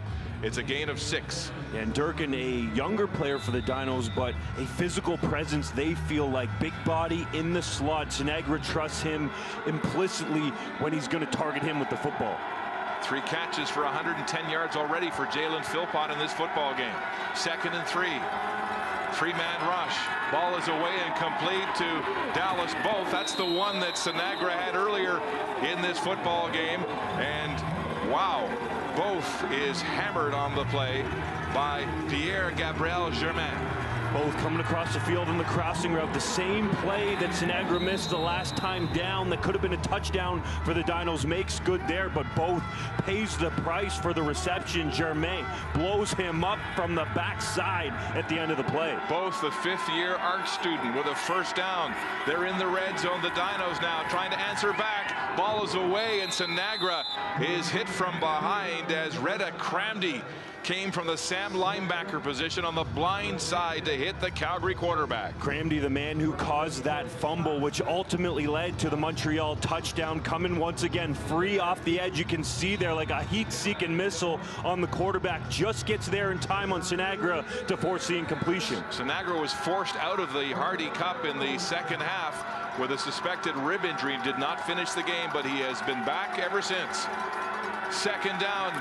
Throwing to the end zone, deep corner, Jalen Philpott, he's got it! Oh my goodness, beating double coverage again, touchdown, Calgary Dinos! When Sinagra needs a play, it's often number 5, Jalen Philpott, that comes up with it, beats double coverage. There's supposed to be an underneath defender and one over the top, but he runs by both of them, makes an acrobatic grab. Philpott comes down with the Dinos' first touchdown of the game. And there's the loss of Marc-Antoine Duquois showing in that defense for Montreal, because you know they were going to lock him up all afternoon on Jalen Philpott. Nico DeFonte, the point after, is up and good. And the Dinos reestablish their 6-point lead with Less than a minute to go until halftime. Philpott, of course, the son of Corey Philpott, had a then CFL record 22 touchdowns in 1995. So he grew up around that BC Lions locker room, and the great G. Roy Simon, who he still keeps in touch with for advice. I asked G. Roy Simon what advice he had for Philpott in the game today. He said he didn't have to tell him anything. Those kids were born for big games, and clearly Philpott living up to the advanced billing from G. Roy Simon, the CFL's all-time receiving leader. They called their dad Quick Six. He wore number 6 for the BC Lions. He was so lethal. 1,400 yards rushing one year, 1,300 the next. As you mentioned, 22 touchdowns, a season record in the CFL at the time, but more than 10,000 yards, all-purpose yards. And you got to wonder how they decided which of the Philpott twins got to wear their dad's number 6. Tyson. Maybe he was born first. That might have been. DeFonte has it teed up. And here comes Chabot, the 5'7" dynamo, and man, he runs head first into that traffic. And he is felled by Daniel Tights on the return of about 21. That's the brother of Micah Tights, a former Dinos linebacker who's currently playing with the Saskatchewan Roughriders in the CFL. So football in the Tights bloodline, coming downhill, making an impression on special teams. Hard to get. Chabot squares up, but number 57 Tights for the Dinos does it just very well right there. That last Calgary drive, 6 plays covering 70 yards in a minute 23 seconds. 48 seconds on the clock as Dimitri Morin sets up on first down. Ball at his 25. He'll hand off. Reda Malki getting around the corner. He is tough to bring down. Running back who had a high ankle sprain and missed most of this season, and has come back with a vengeance in the playoffs. Missed a lot of last year with an ankle injury too. That's right, he suffered high ankle sprains to both ankles. The one that was bothering this year was the left side, but kind of like the Dinos, Malky's gotten healthy at the right time, had a massive game in the UTEC Bowl win over Acadia. You know, he only played 2 games in the regular season, had 13 yards rushing. But in the playoffs, in 3 games, 231 yards on the ground, coming here to this Vanier Cup. Second and short, 3 yards to go. They'll give it to Malky again. Oh, the pop, you can hear it all the way up here. And it looks like Calgary and Dela will hold them short of the first down. We'll have to see where they spot it. But Malky running with that low profile and power. Drops his shoulders. And Dela making contact there with some support from Grant McDonald. Grant McDonald there first on the play. Dela in the game, of course, for Charlie Moore, who won't come back, one of the leaders of that Dinos defense, but the senior linebacker stepping up and filling the hole with his fellow linebacking mate McDonald to keep Montreal just short inches mark from a first down. Dela still moving those shoulders, feeling the effects of that contact. It will be inches short, so third down. And the Carabins have their punt unit on the field. The Dinos sending Jalen Philpott back to return. You got to be aware, though, we've seen it once already today, Mark. A fake field goal led to the Montreal initial touchdown of the game. And in a situation here where it's 3rd and just inches, you wonder if Danny Machocha is willing to roll the dice. Byron Archambault, the special teams coordinator, knows what it takes in big games. Won the Vanier Cup in 2014. He's got the call on here by the Carabins. 20.4 seconds to go in the half. And that Penverne with that 41-yard average, standing back at his 20-yard line, has the longest this year of 51 yards. The Carabins making sure they're prepared for Jalen Philpott, who stands at his 35. And Verne with a high spiral to the wide side of the field, and a perfectly placed punt that goes out of touch at about the 35-yard line. A perfect punt. And so no return from Jalen Philpott as the Calgary offense gets on the field. Carabin ate up a bunch of that clock there as Penveren with a pinpoint punt to keep it away from Philpott, who was on the near side of the field, didn't have a chance to get all the way over there and haul it in. Adam Sinagra from Chateauguay, Quebec, played his CEGEP in Pointe Claire. A Quebec kid who was not recruited by the big French schools. And, you know, he's come here back to his home province on a mission. They'll hand it off to Rodriguez, and he'll carry it up the middle for close to 10 yards. He'll be just shy of the first down with 7 seconds to go. But, you know, Sinagra wants to come home here and win his first ever Vanier Cup. He played in that 2016 loss to Laval. And he has come back in his 5th and final year, in his final football game in his home province of Quebec. 2nd and inches. They'll stay on the ground, and Rodriguez will be brought down at center field as Pierre Gabriel Germain makes the tackle on the final play of the opening half. Both teams nursing injuries on defense in a really tough, low-scoring football game. But it is Calgary up by 6 as that offense finally got moving in the late stages of that second quarter, and Montreal up to their tricks to finally find the end zone in that second quarter as well. That's right, and it's a surprise to see that Montreal was the first offense to get a touchdown in the game, but Calgary responded very quickly on the next drive. 13-7 Calgary at the half as we go to the sidelines, and here's Andy. Thank you, Wayne. The Philpott twins, I mean, they've been breaking ankles out there. We've been saying it on the broadcast. What makes them so effective? Well, their work ethic, their athleticism, their attitude, their approach to the game. They work hard every day and bring a lot of things to our team. So, both teams taking some injuries to the defense. What's the message to the team heading into this half and preparing for the second? What adjustments? Well, it's just about playing good, sound football. We got to get the ball more into our offensive hands and not allow them to drive like they did in that second quarter. All right, thank you. Good luck. Thank you. Mark?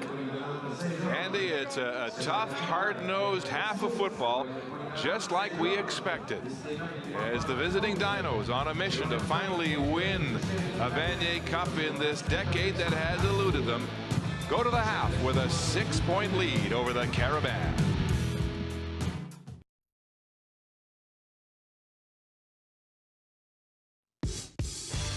There are still plenty of Quebec Nordique fans in La Vieille Capitale. Welcome back. Calgary leads 13-7 after 2 quarters at TELUS Stadium and the 55th Vanier Cup. Scott Russell along with Mike Morale and Jesse Lumsden. Quite a football game. The offenses didn't get rolling until late in the second quarter. Here's the thing. Both quarterbacks, Dimitri Morin and Adam Sinagra, Jesse, have been under pressure throughout. And it's been really interesting to see how they've been pressured. Calgary has done a really good job with that big 3-4 defense, and it's really been the 3 big boys up front, led by Jamin Pelly, number 90, 6'6", 320 pounds. Look at the push that he gets on the center. He gets the hands on Morin and gets him down to the ground. On the opposite side of the ball, it's been blitzes. It's been the secondary. They've been able to scheme and get their way into the backfield to put the pressure on Sinagra. Ethan McConzo has had a sack, and then you get Retta Cramdeep from the Sam linebacker position, forcing a fumble and then getting another sack later in the half. All right, so we've had the pressure, but given time, Mike, both quarterbacks, Sinagra and Morin, have been able to find their favorite receivers. Let's first talk about the diminutive Carl Chabot for Montreal. Exactly. Listed at 5'7". I think that's a bit generous for sure. He's got 4 catches so far today. He's small but plays a lot bigger. He's been the guy that Miranda's gone to whenever he's had a little bit of time to breathe. And when he gets the ball, he's a little bit of a jitterbug behind the guys in front of him, getting lost behind that. But he is 66 yards on the day. He's got those 3 targets. He's doing well, but you flip over to Sinagra. His favorite go-to guy is number 5, Jalen Philpott. I mean, jump ball there. He's just an incredible athletic ability. He's been the go-to receiver all year. He's the all-Canadian. He gets a big corner out here, again, dropped in like a dime. Credit to Sinagra on that throw, and then, of course, it's followed up by a corner route to the left side and a beautifully thrown ball again, and just a nice body control getting back and underneath that. That you cannot teach. That is so important, and when given time, Sinagra has found Philpott. So there's a late touchdown for the Calgary Dinos as they take the lead over the Carabins of Montreal. And Jesse, injuries are going to play a factor in this game. Charlie Moore, the linebacker, goes down for Calgary early in the game. And then Marc-Antoine Dequoy, their ball hawk, goes down for Montreal. Well, very, very early in the game. This was a scary moment for Charlie Moore. After this, seemingly simple tackle, connecting with his teammates, and stayed down for a while. Kept us all on pins and needles, but we did see him walk off under his own steam. And then on the other side of the ball, somebody I was very much looking forward to seeing how he played, Marc-Antoine Dequoy, the big halfback, the leading tackler of the Carabins. Again, a nice open field tackle. He takes a quick look at his arm, and then you'll see him a little bit walking off with assistance. He hasn't been back in the field. And then again, with the Montreal Carabins, Jean Giraud, who's been a heck of a player for the Carabins. He's been under center, he's been playing from the running back position, but he's had to take a knee twice. It looked like he got the wind knocked out of him here. Had some issues with his stinger a couple weeks ago, but he's going to be a guy to watch as well. Yeah, we'll keep an eye on Jean Giraud. He missed the UTEC Bowl against Acadia last week. They want to keep him in the lineup. Let's take a look at the quarterback comparisons. Dimitri Morin, 8 of 12 for 93 yards in the air. All over him right now with the arm. Adam Sinagra, Calgary quarterback, 16 for 19, 220 yards. So late in the half, he got the offense rolling for the Calgary Dinos, and they have the lead 13-7 over the Carabins. We'll return to the Vanier Cup on CBC in just a moment. Stay with us.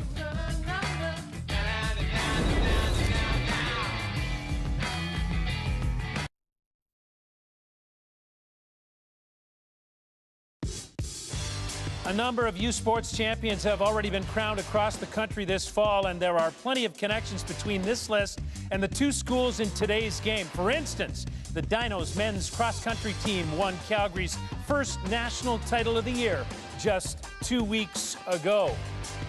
Western Mustangs quarterback Chris Merchant was awarded the Heck Crichton Trophy as the most outstanding player in youth sports football this season at the 2017 Vanier Cup Gala on Thursday. Fifth-year senior and 2017 Vanier Cup champion led the Mustangs to their third consecutive undefeated regular season. By the way, he plays once again for the Western Mustangs. Coached by Greg Marshall, who won the Tyndall Trophy as Coach of the Year. It is 13-7 for the Dinos over the Carabins at Laval in the 55th edition of the Vanier Cup. Back with Mike Morreale and with Jesse Lumsden. And so we look towards the second half and offenses that continue to get moving late in that first half. Jesse, what are you looking for? Well, you just said it. Momentum is being gained right now by both offenses, and I think they're going to be able to pull out some more stops.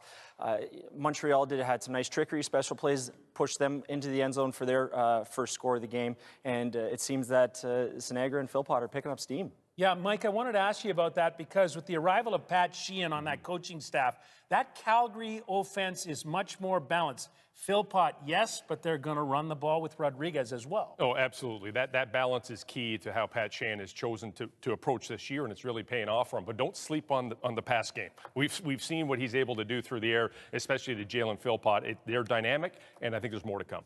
Let's talk about connections in the Vanier Cup. I want to take you back to the 1975 Cup. It was called the College Bowl then. It was played at Exhibition Stadium in Toronto. How about Neil Lumsden and the Ottawa GGs? They defeat Calgary in the College Bowl by a score of 14-9, and Neil Lumsden is the MVP. Oh yeah, happens to be the dad of Jesse Lumsden. And they look a lot alike, don't they, Jesse? Oh, see that kicking style too.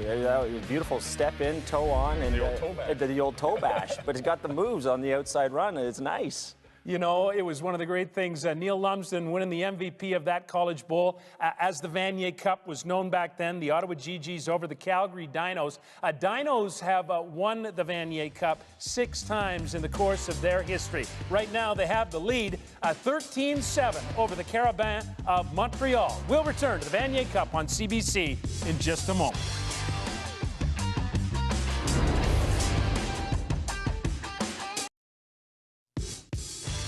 Welcome back. The Vanier Cup, 13-7 Calgary Dinos over the Carabins of Montreal. Heading to the second half. Back to the booth now, Mark Lee and Justin Dunk.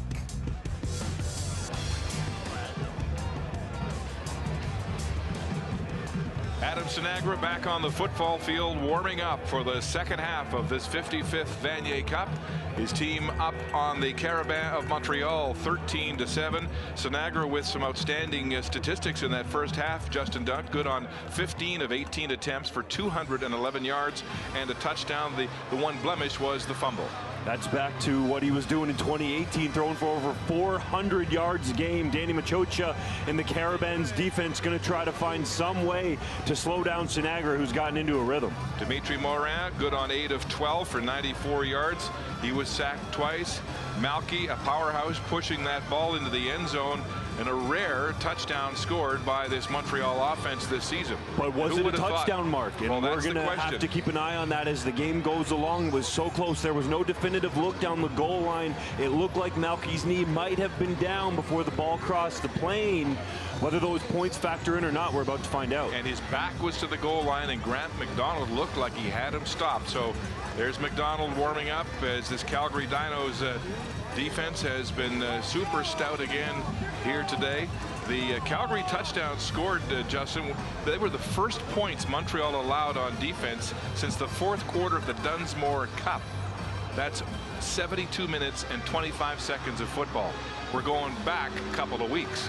That's right, going back in time. But the Calgary Dinos offense, you had an idea coming in. We're going to try to spread it out and throw the football, because that defensive front, Calgary felt like, was the best that they had faced the entire season, which says a lot, because the Saskatchewan Huskies, who they beat in the Hardy Cup, are stout in their front seven as well. All good, all right? Let's go have some fun now, okay? Jalen Philpott has been the star of this football game with 4 catches for 116 yards and that touchdown reception, his longest 38. The Dinos will kick off to start this second half. Reda Malky and Carl Shabbat are back to return for Montreal. And Nico DeFonte will tee it up for Calgary. Key decision there, Mark. Calgary decided to defer when they won the opening coin toss, and they elect to take the wind in the fourth and final quarter, the longer quarter. Smart decision from Wayne Harris and the Calgary Dinos. DeFonte to kick off the second half in Quebec City. A deep kickoff back to the 6-yard line. It's Shabbat, the 5'7" returner, upfield, and he's hauled down from behind as we go to the sidelines. And here's Andy.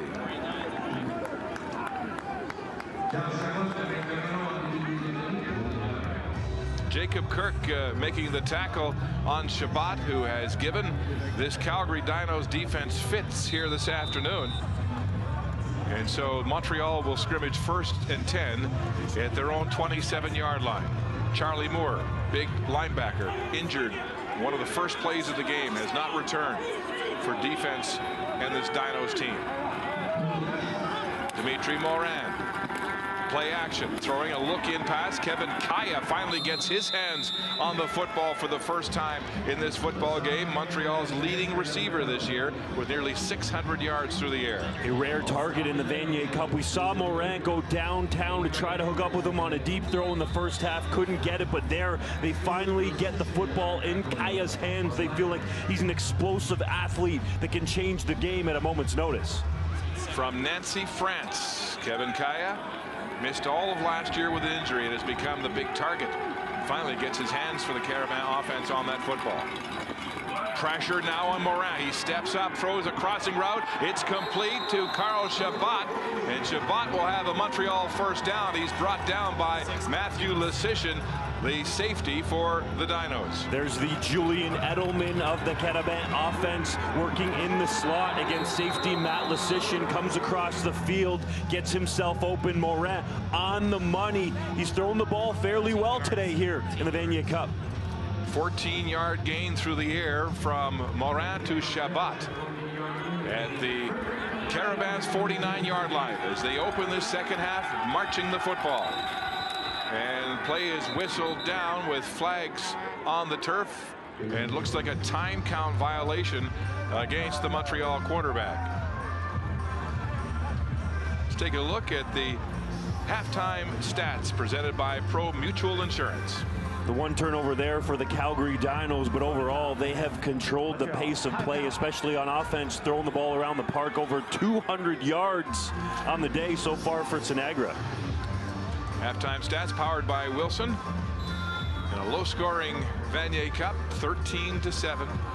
We expected that with the way this Carabin defense have played all season long. Allowing an average of 5 points against in 3 playoff games before coming here to the Vanier Cup. There's a bubble screen. It's complete to Major Dagenet, and he is taken down after a gain of about 6 yards. Yeah, Grant McDonald, check out the pursuit here from a strong side linebacker position. Chases down the play from behind. Number 9 for Calgary has been all over the field. The range is spectacular. CFL teams are going to keep an eye on him as he's coming up through the ranks. Nick Stats got his nose dirty on that play as well. A gain of only 1, make it 2nd and 9. For Montreal, 3-man rush from Calgary. It's a shovel pass up the middle, and Giroux finds a seam, and that's when he's dangerous. Jean Giroux downfield inside the red zone, and finally wrestled to the turf across the 15. Oh, he got on his high horse, and then he was gone. Giroux slashing in the open field, so dynamic with wide open spaces. They run the little shovel play. Again, they used it earlier to the big fullback. This time it's to their slashing running back, Giroux, into the open field, breaking tackles along the way. Montreal Carabins lighten it up on offense to start the 3rd quarter. Are they ever? Giroux, who's been banged up and taken out of this game twice in the first half, with a 45-yard pass and run play into the red zone of the Dinos. The ball spotted at the Calgary 15-yard line. We talked about him being so versatile. He is the most multi-dimensional player on the offense for the Carabins. Max Batar on a knee for the University of Calgary Dinos getting looked at. Let's take a look at the reverse angle. Boys in the truck doing a spectacular job getting us this replay. Giroux, wide open spaces you can see at top speed. So dangerous when he's in the open field, making all kinds of defenders miss. A key element to the offense that was missing, but he's come back even though he's been in and out of the game a little bit here in the Vanier Cup. Max Batar limps off the field, breaking 4 tackles. Giroux did on that play before Nick Stats finally wrestled him to the turf. Montreal threatening on the opening drive of this 2nd half. Morin looking to the hitch, the receiver slip. Now he throws it across the middle and incomplete, but Morin looking to the boundary on that play, and his receiver went down as Tassi got pressure on the Montreal quarterback. One of those big Dinos defensive linemen wreaking havoc. Morin fakes the reverse to Shabbat. Doesn't have Kaya because he slipped on the turf on the weak side of the field trying to set up the receiver screen, and smart decision there. Doesn't force the football, lives to fight another down, doesn't turn it over. They got to get the ball in Kayan's hands. Kaya's a big target at 6'4". He's a playmaker, flank wide to the field right now. On 2nd and 10 in the red zone. Morin under pressure, and he's down. Looked like he tried to get rid of the football, but the Dinos with a big sack and frustration written all over the Montreal quarterback. Jacob Biggs putting pressure here. Morin clearly unhappy as Biggs gets home free off the edge. Morin trying to step up in the pocket, slips on the turf. Again, sometimes the surface here at Laval can be slippery, and it costs the Carabins a chance at a touchdown there on 2nd and long. So a great opening drive for Montreal as they set up for this field goal attempt from the 27-yard line on the left hash. Major Déjeuner to hold for Louis-Philippe Simoneau. The ball is up and good. So the Carabins add 3 points to the scoreboard on the opening drive of the 2nd half. It's 13-10 Calgary in the 55th Vanier Cup.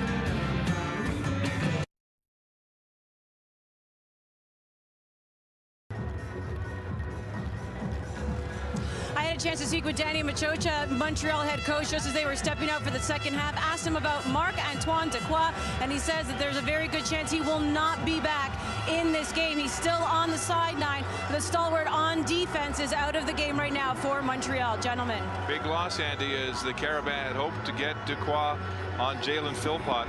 Of course, Dequoy made that crucial game-sealing interception touchdown in the Dunsmore Cup. Once he hang on to the football, took it to the house, intercepts Thomas Balduc, the Laval quarterback, and that capped the win for the Montreal Carabins, the Dunsmore Cup. His length can disrupt offenses. Sinagra's pass intended for Tyson Philpott is short and incomplete. And it was Claude Adler-Joseph who replaced Dequoy and was beaten by Jalen Philpott for that touchdown in the first half. That's right. When Dequoy went out of the game, the Dinos immediately started to attack that strong side, field side halfback position for the Montreal Carabins with Joseph in there. I would imagine the Dinos are going to continue to try to exploit that area. Sinagra rolling to his right, throwing to the wide side, and it's complete with two Calgary receivers in the same vicinity. It's Hunter Carl, one of his favorite receivers, with the catch for an 18-yard pickup and a Calgary first down. Hunter Carl looking at his roommate there, Dallas Both, and saying, what are you doing in my area of the field here? That's my football. But even though you're not supposed to have two receivers that close to each other on the field, it works out there for the Calgary Dinos. Sinagra completing 83% of his passes in the first half. Here comes the blitz. They'll stay on the ground, running right into that traffic, and Rodriguez is felled for a loss of 2 on the play. Pelche on the tackle, and it's been tough going for the Dinos to establish any ground game. We came in talking about Robinson Rodriguez and the dynamic playoff run that he's had for the Dinos, but Montreal is so stout up front that the Dinos have relied on their passing attack, and why not with Sinagra slinging the rock. Pelche with a 450-pound bench press. He can deliver a wallop and a big tackle there. Make it 2nd and 13 Calgary. Here comes the blitz. Sinagra throwing deep downfield. Incomplete. Intended for Tyson Philpott, and double coverage as they continue to give the Philpott twins all kinds of attention in the passing game. That's right. Sinagra taking a shot there on 2nd and long. The Carabins playing a deep, way off defense. Looked like cover 4 there for Montreal, and Sinagra just throwing it up to Tyson Philpott, hoping he can go up and make a play, but it ends up falling incomplete as the Dinos offense ends up off the field. So DeFonte will have to punt. Chabot back to return.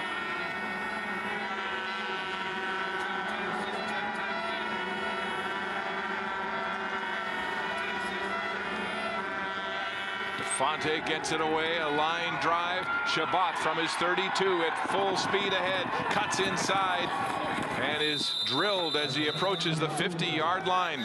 So a short punt on the play, and a great return. That punt only 30 yards from DeFonte.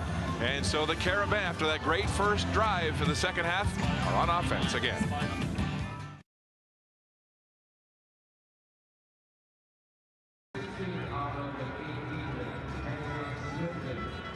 They love their football in Quebec, and the Montreal fans have made their way to Quebec City for this 55th Vanier Cup. And man, there is animosity between Montreal and Quebec when it comes to sports, but especially when it comes to U Sports football. They don't like each other, and even the Canadians, the Montreal Canadiens, sent a special text today in support of the Carabins. First down. Dinos after the Carabins commit their first turnover on downs. Pass out of the backfield, bobbled and complete. Nathaniel Durkin makes the catch for a short gain on the play. Mark, you mentioned the rivalry, so much so that Laval fans here today are cheering for Calgary. Yeah. Quebec City and Montreal, to put it in plain terms, flat out just don't like each other. Danny Machocha said at the press conference, I hope fans will cheer for the Quebec team, but he knew darn well that they wouldn't be.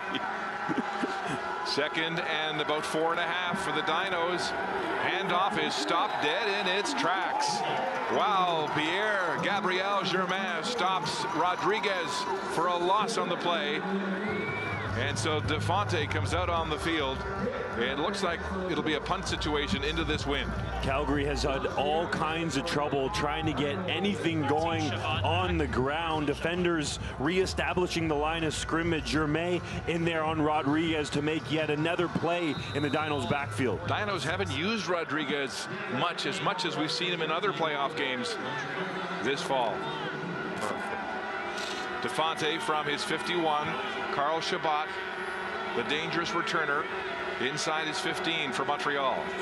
Here comes the block, and it's away. DeFonte shanks it off his foot. It goes out of bounds at about the 33-yard line. So a 13-yard punt from DeFonte, and again that allows the Carabins to be in decent field position. Surprisingly, DeFonte with a couple of punts that don't live up to the strength of his leg. It looked like that one just was flat shanked off the right side of his foot. Did not catch it the way he wanted. You can see the Carabins lined up to come after it and try to get a hand on it, but that pressure forced the shank.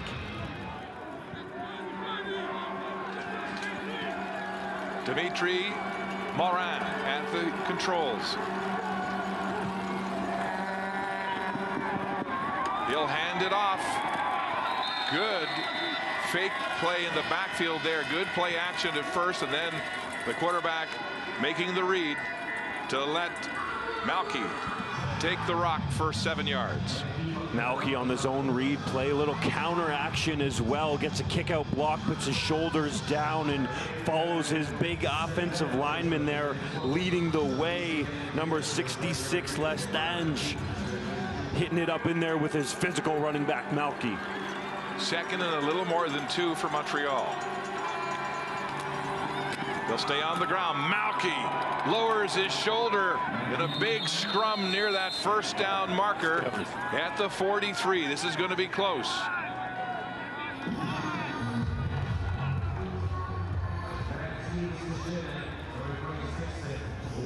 It is physical down there in the trenches. Malky looked like on first contact from Grant McDonald, of course, was going to be stacked up, but he keeps his legs going. Actually stayed on his feet, could have kept rolling. Maybe the ball even came loose, but they made sure the Carabins stayed on it. It's actually going to be 3rd and inches for Montreal, who stay on the field yet again to gamble.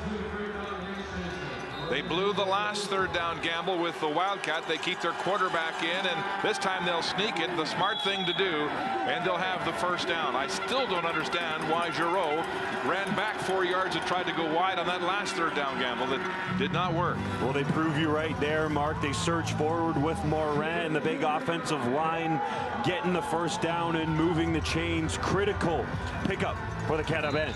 Dimitri Morin, who lost his starting job after leading this team to 6 straight wins to start the season. Week 7 against Sherbrooke threw 2 interceptions. He was yanked and didn't get back in until the 2nd quarter of last week's UTEC Bowl. And then he led his team to 34 unanswered points in the 3rd quarter. There's Wildcat formation again, and Giroux is stuffed for a gain of maybe 1. Rich Jean Giroux in the Wildcat pays a price against that Dinos defense as Max Batar gets in on the tackle. Giroux in the Wildcat. There was all kinds of confusion before the snap even happened for the receivers in motion. Wow. They faked the reverse to Shabbat, but that play was doomed from the start. 2nd and 9. Confusion on the Calgary defense as Best thought he was leaving the field, and now he's back in. They're trying to get organized. And Morin looking to the bench for the signal. Now he's calling the play at the line of scrimmage. 7 seconds left on the play clock. He's got to get it away. Down to 4, 3, 2, 1, and he just gets the ball off in time. A flat pass is complete to Giroux. He breaks the first tackle, heads upfield, and has a Montreal first down. Giroux, we see it again in the open field. So dangerous and dynamic, can make you miss in the phone booth. Does it once again here. Jacob makes one-on-one situation. Now you see me, now you don't. Giroux picks up a first down on 2nd and long, just like when it looked like the Montreal offense was going to have to come off the field after he secures the football. What a play from number 29. That's the book on Giroux. When he gets in the open field, he dances and he's dangerous. He may have been nicked again. He's been down 3 times in this football game. First down, Montreal. They'll drive it on the ground. Alexis Boulanger. Or was it Malky? It was Malky partner sticking it up in there. Ross Dela, the senior linebacker, in there again. And dare I say, they haven't lost a beat on defense with more out of the game. Dela not as rangy, but still a physical presence in that linebacking core for Calgary. And there's another Dino down on the field. Looks like Max Vitar, who leveled that hellacious hit 2 plays ago. Now he's on one knee. Man, this has been a physical football game. Let's take a look and see how he got injured. You can see Malky sticking it up in there, and Vitar just underneath the pile. The massive humanity, as you like to say, Mark, underneath there, just getting the best of Vitar. He's a tough one. I bet you he'll come back into this ball game. And also, who trotted back on the field was Giroux, number 29 for the Montreal Carabins, the dynamic playmaker, back on the field for Montreal. And he's taken his shots, as Gerard has, and Giroux is back in the game, as you mentioned, Justin. And Vitar, who's been dishing it out, now he's in some difficulty as he limps off the field. Wow, there's some big-time athletes in this football game. D lineman at 6'6", 350 pounds. There's CFL-size lines along the line of scrimmage here this afternoon. 2nd and 8. Another 2nd and long. Calgary showing pressure. They get some movement on the defensive line. Now Morin checking out of that play. Dimitri Morin against the Calgary blitz.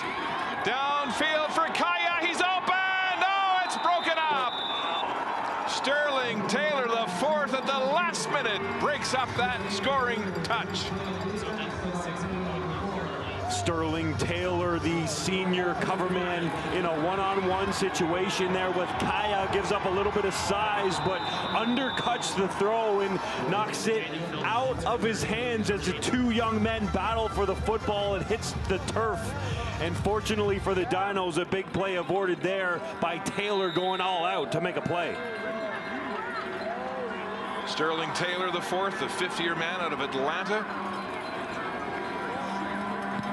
Verne with a high spiraling punt to Jalen Philpott at his 15-yard line. Philpott, misses a big hit there and is finally wrestled to the turf. Both teams throwing haymaking rights on this football field today. The final play of the 3rd quarter. We'll take a break here in Quebec City. Philpott feeling that one. It's a 3-point ball game with 1 quarter to play in Quebec City.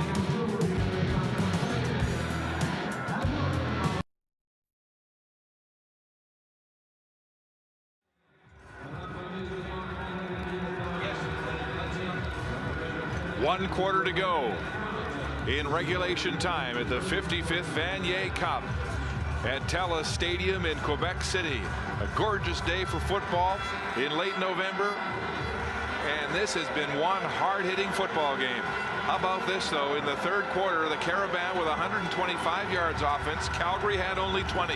Who would have thought that this struggling offense in Montreal would come out in the 2nd half and be the more productive offense, as Calgary starts with a heavy formation up front.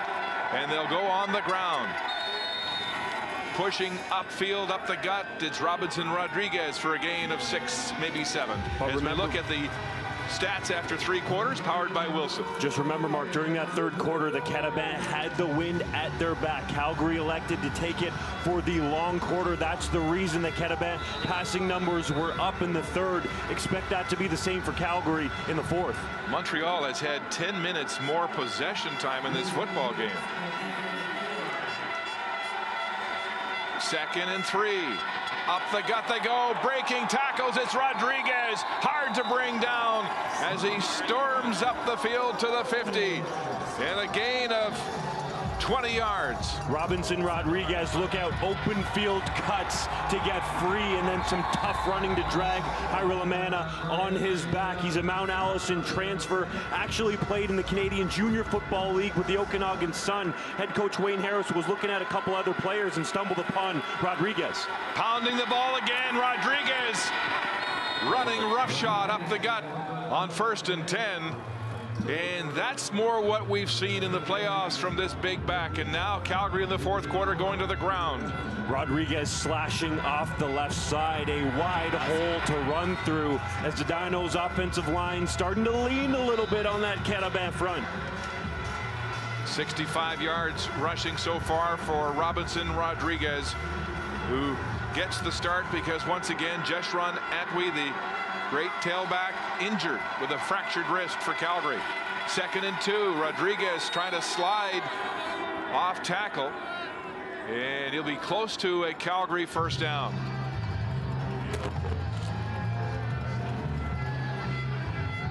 But Rodriguez, you know, he was not the featured back in this program. It was Jeshron Atwee, who is a CFL pick. You know, and that's right, by the Montreal Alouettes in last year's draft. Spent training camp with the Owls, but broke his wrist in a game against the University of Alberta. And ever since then, Rodriguez has been the man in the Calgary backfield. Here we go. Let's see what this Carabin defense has got. Look at that. 5 men in the Calgary backfield. 3rd down, 1 yard to go. They go for it. It's Josiah Joseph, the backup quarterback and short yardage man at the pivot position, will get the Calgary first down. Josiah Joseph, the more mobile quarterback for the Calgary Dinos, into the game, runs their short yardage package very well. He'll give way to Adam Sinagra, who comes back on the field with a fresh set of downs after getting the play call from Jabari Arthur, the receivers coach. You can see Joseph just literally goes over the top of his offensive line for the first down. Joseph came to Calgary, was recruited, and came even though Sinagra was already there. They've become great friends for 3 years. They live together and have supported each other along the way. First down. Sinagra throwing it downfield for Jalen Philpott. He's down and there's flags on the play. Claude Adler-Joseph, who has come in to relieve the injured Marc-Antoine Dequoy, looks like he will be fingered for pass interference. And the Dinos get him in a one-on-one situation again against their premier playmaker in Jalen Philpott. Sinagra took a shot, but he wanted to get the ball out against the pressure in a man situation. The completion doesn't happen, but they draw the flag. Montreal. Save. Oh yeah, it's a mugging. Joseph all over Philpott, and the Calgary bench wants a flag. They get it. And a 15-yard penalty for defensive pass interference for the Sam linebacker, who's come in at defensive back for Dequoy. Pressure again. Sinagra trying to set up the screen. He does, and it's sniffed out for a loss on the play. Sam Rossi, the rush end, makes the tackle for Montreal to stop Rodriguez. Sinagra knows what Rossi can do well. They played some minor football against one another during their Montreal days when Sinagra grew up on the island. He tries to set up the screenplay to Rodriguez, but Rossi all over it from the get-go. 2nd and 15, and Jalen Philpott comes out of the game for Calgary. Sinagra rolling, throwing downfield. He's got a man wide open. It's complete. And this looks like it'll be a Calgary first down. Hunter Carl running a deep comeback route to the sideline, and even though it wasn't the prettiest throw from Sinagra, he gets enough on it to get it to the strong side of the field. A little slide drop and then floats it out there to Carl, the former basketball player, going up and getting it for the Calgary Dinos. He was actually recruited to Calgary by their basketball team and found out from first down, and there goes Rodriguez up the middle for another big first down on the ground. Rodriguez hauling the mail for Calgary. Rodriguez straight down the middle, wide open spaces, a huge crease there from Rodriguez to gash the Montreal defense. First and goal from the 9-yard line after that 17-yard rush by Rodriguez. Sinagra throwing a crossing route is complete. Touchdown, Dinos! Hunter Carl hits the end zone on a 9-yard scoring toss from Adam Sinagra. A spectacular call from offensive coordinator Pat Shane. They have the moving bunch, and Hunter Carl gets confused amongst the Carabin coverman, and he's wide open. Sinagra hits him for a surefire touchdown. Hunter Carl played only 4 games this season after injuring his shoulder in week 1, and even had a bit of a fracture or a bone chip in his skull. He'll hold for the point after from Nico DeFonte, and it is good. With 10 minutes and 11 seconds to go, the Calgary Dinos build a 10-point lead. And a great outburst here after a sluggish offensive third quarter. The Dinos are now 10 minutes away from the Vanier Cup.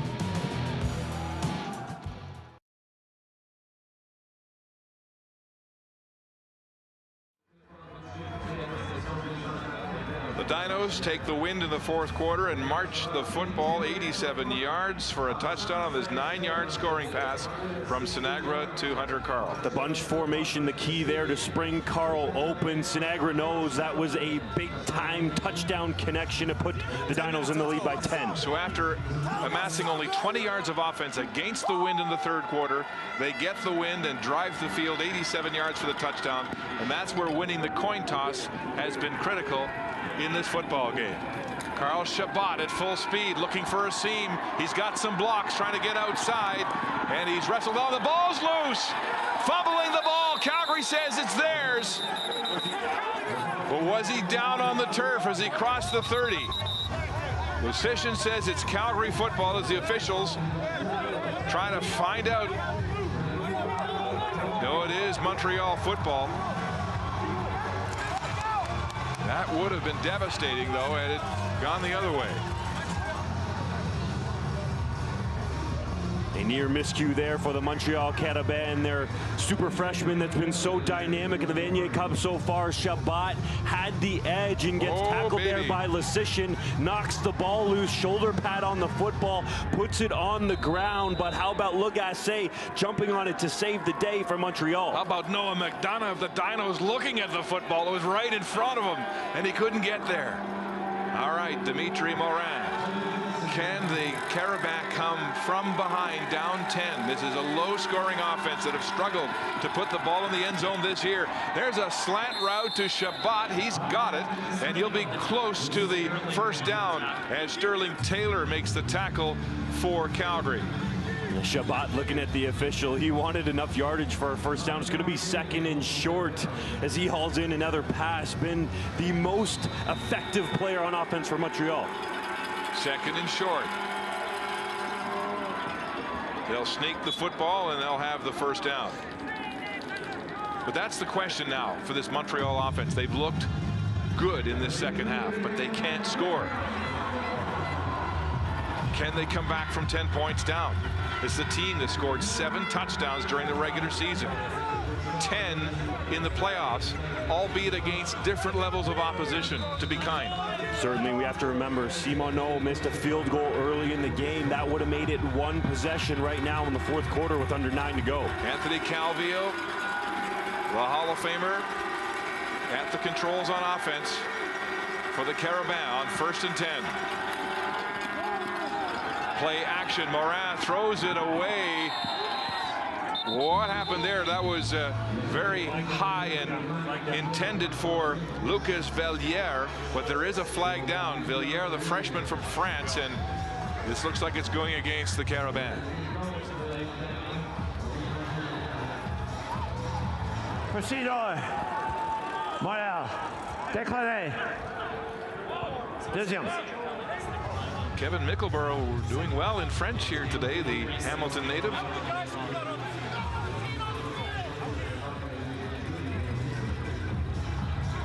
Morin just nowhere to go on the play. The Dinos loading the box up against the run. Did you see the way Best just threw Giroux to the turf?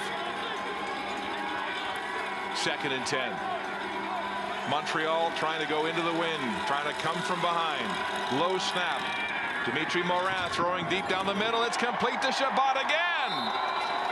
The 5'7" freshman from Blainville, Quebec. makes another play for this Montreal offense. Continues to be the star of the game for the Carabins on offense, working in the slot. Once again, another in-cut throw on the money from Morin. He beats Joe Kant in coverage to move the chains for Montreal. So Kant coming in the dime package. And Chabot has been hard to stop. 107 yards in 7 receptions for Chabot, the pint-sized dynamo in this Carabin offense. Here comes the jet sweep. And forced out of bounds. Sterling Taylor making the tackle. And McDonald chasing it down from behind. The linebacker showing his range. He can go sideline to sideline, getting a little bit of help from his good buddy Taylor on the edge as well to limit that gain. So it's 2nd down, 7 to go for Montreal. Methodically driving this football in what has become a 2-score football game. As you mentioned, Justin, that missed field goal by Simoneau now beginning to look very glaring indeed. And it was one that he would likely tell you he should have made, Mark. He's made kicks in clutch games before, big-time games with lots of pressure on the line, so surprising to see that he missed that one early on. It's a tight-knit football team, this Carabin outfit. 2nd and 7. Calgary rushing only 3. Morin, time. Crossing route is dropped by Chabot. And the first miscue we've seen from him this afternoon, as Montreal has relied on this little receiver for most of their offense. Yeah, Chabot knew there was a couple of hits coming from either side on that crossing pattern. Morin puts the ball on the money, but you can see Oyasoro there, Delaw on the other side. That would have been a big-time sandwich collision if he had caught the football, and it would have been well short anyway. Jalen Philbot standing at his 3-yard line as Alain Penverne from Rouen, France. It's a fake. And Montreal trying to pull another one out of the hat, and they think they've got the first down.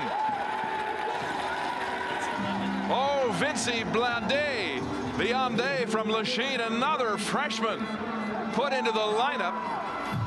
And it looks like they've got the 10 yards. We'll have to see the spot. Byron Archambault, the special teams coordinator for the Montreal Carabins, former standout linebacker and Vanier Cup winner in his own right, dials up another trick play on the punt. We'll get a measurement here.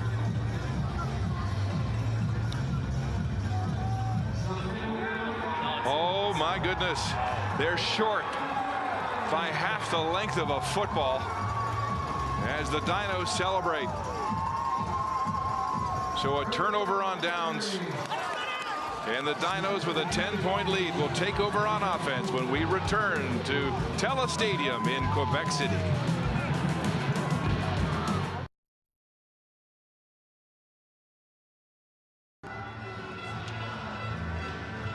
A deflated Montreal sideline as they turn over the ball on downs for the 2nd time, and what was oh so close on this fake punt. Biondi taking the reverse flip, and it looked like it was close, but credit the officials with the call. Biondi's knee was down before he spins around with the football. Precision call there from the line judge. 86 running in to spot it just short. Oh boy. Tough spot for Danny Machocha and the Carabins. 6:21 and ticking left in the 4th quarter. Calgary back on offense, and Rodriguez is caught behind the line of scrimmage. That's Tommy Mercier, the rookie from Saint-Julie. This is a kid you're going to see a lot from in the next few years, a very promising defensive lineman. The Carabins really feel like his ceiling is high, all kinds of potential, and you can see there Mercier into the backfield quickly and making a sure tackle on Rodriguez, dragging him down to the turf. Montreal needs to get the football back in their hands of the offense. Solid start on 1st down for the D. It's a loss of 5 for Calgary. 2nd and 15, 4-man rush. They'll try to run the ball. Broken tackle there, and a gain of maybe 6. as Rodriguez scampers upfield, but he'll be shy of the original line of scrimmage, and so this stout Montreal defense comes to the aid of the Carabins, will force Calgary to punt. Calgary clearly playing the clock game, trying to bleed it out as much as they can on that possession, especially after the loss Rodriguez was dropped for on first down. Chabot on the return. Chabot, 13. Defante to punt. 5:31 remaining in the fourth quarter. And Calgary with a 10-point lead.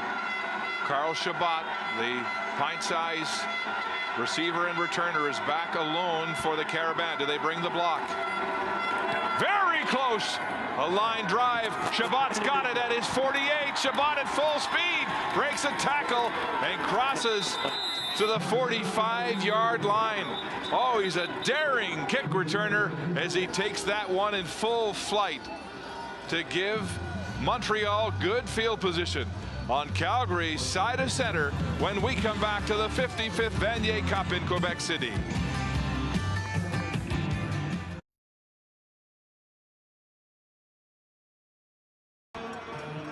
There's the Vanier Cup, all set to be awarded here in Quebec City with 5:08 to play, and Calgary with a 20-10 lead.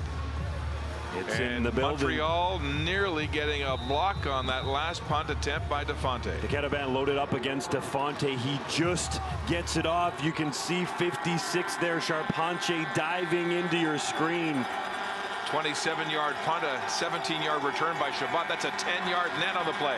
Here's Morin out of the backfield. Giroux has the ball at full tilt. He'll get outside for a gain of 14 and a first down for Montreal. But can this low-scoring offense find the wherewithal to come back with 5 minutes to go? It seems like they have a shot with the way Morin has played today. Draws in the defensive lineman, the free man on the play, dumps it off to Giroux, who gets out into the open field and moves the chains for Montreal as they start to find a rhythm on offense. First down at the 31 of Calgary. Dimitri Morin and the Carabins. Morin back to pass, throwing it across the middle. It's complete to Chabot, and he'll scoot ahead for what looks like another Montreal first down. It's either number 29 Giroux or number 13 Chabot for the Montreal offense as they go back and forth, trading, making plays, a little sit-down route, curl route in the middle of the field. Morin on the money for Montreal. Montreal on the edge of the red zone. 4 minutes and counting to go here in the fourth quarter. Morin in a 5-receiver set, throwing to the wide side. It's Chabot again. He's got the ball, hustles upfield. Look at him break tackles. He's 5'7", and he gets another first down. So that's force Sterling on the top. Chabot showing height, doesn't measure heart. The little man bringing the physicality in the Vanier Cup. Little screen pass and hits it up in there, breaking tackles against linebackers and defensive backs for a first down. Chabot with 9 catches, 127 yards in this football game. Danny Machocha and the Carabins marching now, first and goal from the 8-yard line of Calgary. Morin, play action, throwing the slant for Chabot. It's incomplete. Jacob Biggs all over him. Chabot looking around for a flag. Danny Machocha certainly wants one too, but it doesn't come for Montreal, who thought there was some contact on the play. Morin, a little play action fake, trying to sling it in there to Chabot. Only can get one hand on it. Jacob Biggs there in tight coverage for the Calgary Dinos. Tensions rising. Second and goal from the 8. Carabins really need a touchdown here. 2:50 left in the game. Out of the backfield, a drop pass. Giroux dropped the ball, and he was open. Now what do? Third down, do you take the field goal, or do you try to go for the touchdown? Do you take the points? Oh, Giroux. There was pressure coming. Giroux was open in the flats. If he catches that football, certainly a decent opportunity there to pick up the first down. But oh, my goodness. Takes his eye off the ball, and it hits the turf. We have reached the 3-minute warning, and Danny Machocha can hardly believe it. 3rd and goal from the 8 at the Vanier Cup. The 2019 U Sports Vanier Cup is brought to you by Pro Mutual Insurance, proud presenting sponsor of the Vanier Cup. Wilson, the official football of U Sports. The Globe and Mail, national media partner of U Sports. Nike Team, official performance apparel provider to U Sports. Fox 40, proud sponsor of the U Sports Coach of the Year Awards. And by Sport Canada, funding partner of U Sports.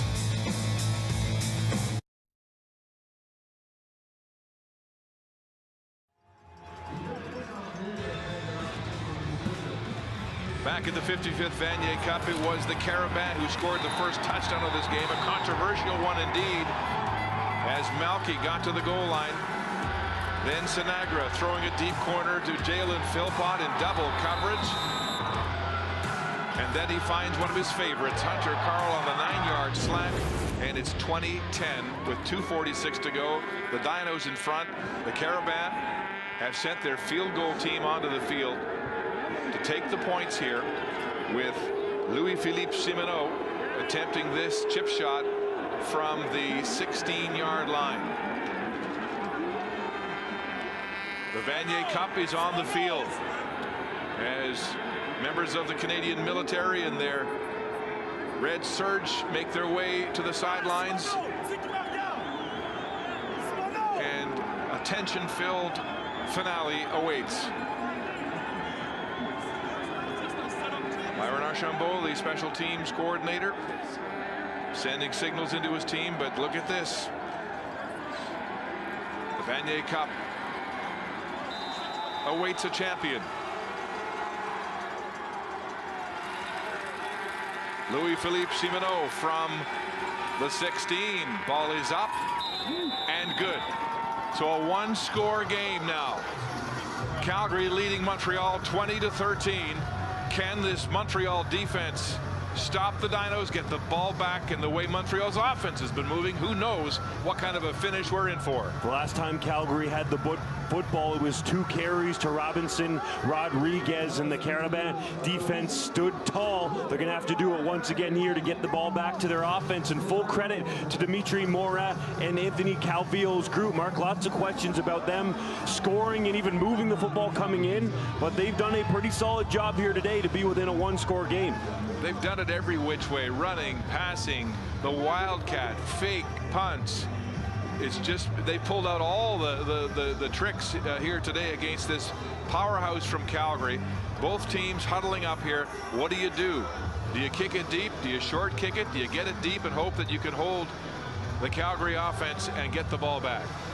If it were me, I'd be kicking it deep. Use Simoneau's leg to try to pin that Dinos unit back deep, because your defense has been playing well for most of the game. Sinagra has shown he can pick them apart, but you would imagine they're going to play the clock game and run the ball. So kick it deep and try to get some nice field position for the football if it goes back to the offense. Dean Leonard and Hunter Carl are back to receive the kickoff with 2:34 to go in the football game. Simoneau puts it up, and it's Leonard at his 12-yard line. Dean Leonard tripped up as he crosses the 25.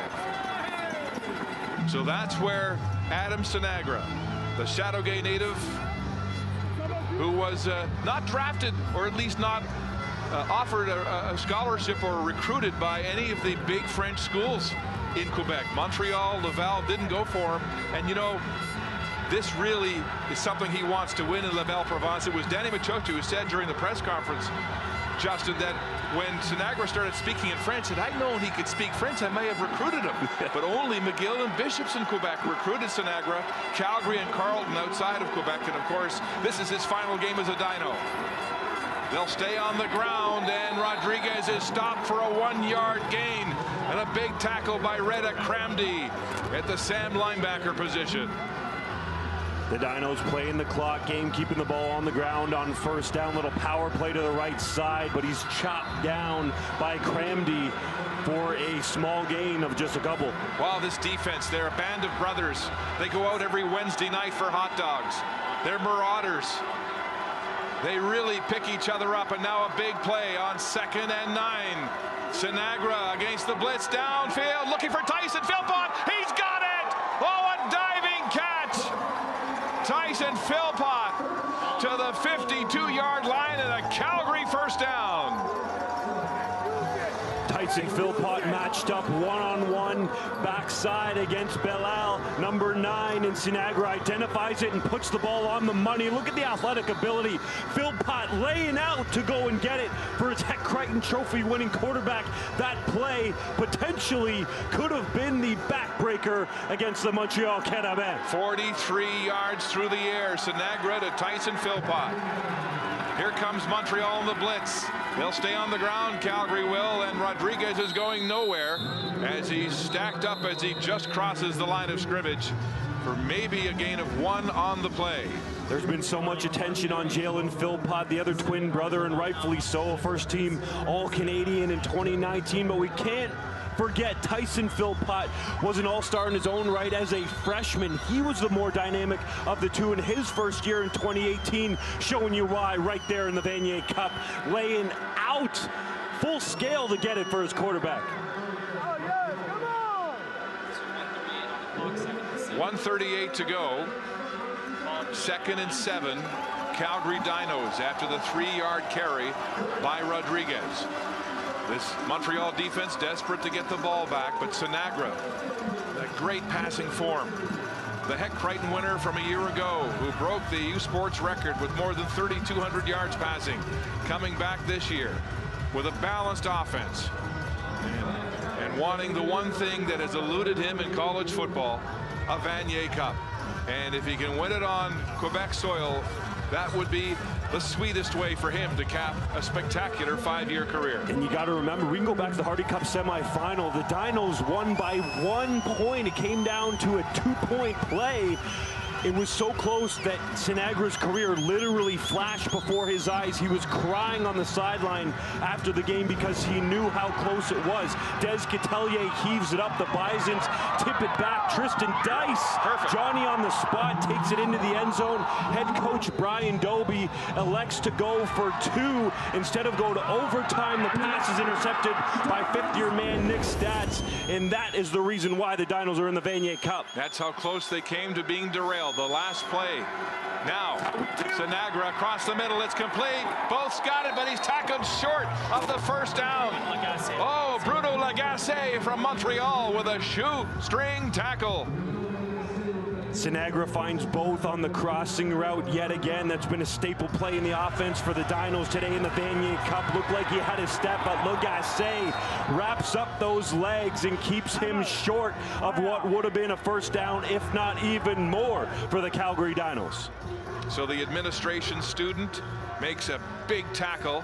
It's 3rd and 3, so DeFonte is out to punt. Calgary trying to pin Montreal deep in their own end with 1 minute and 32 seconds to go.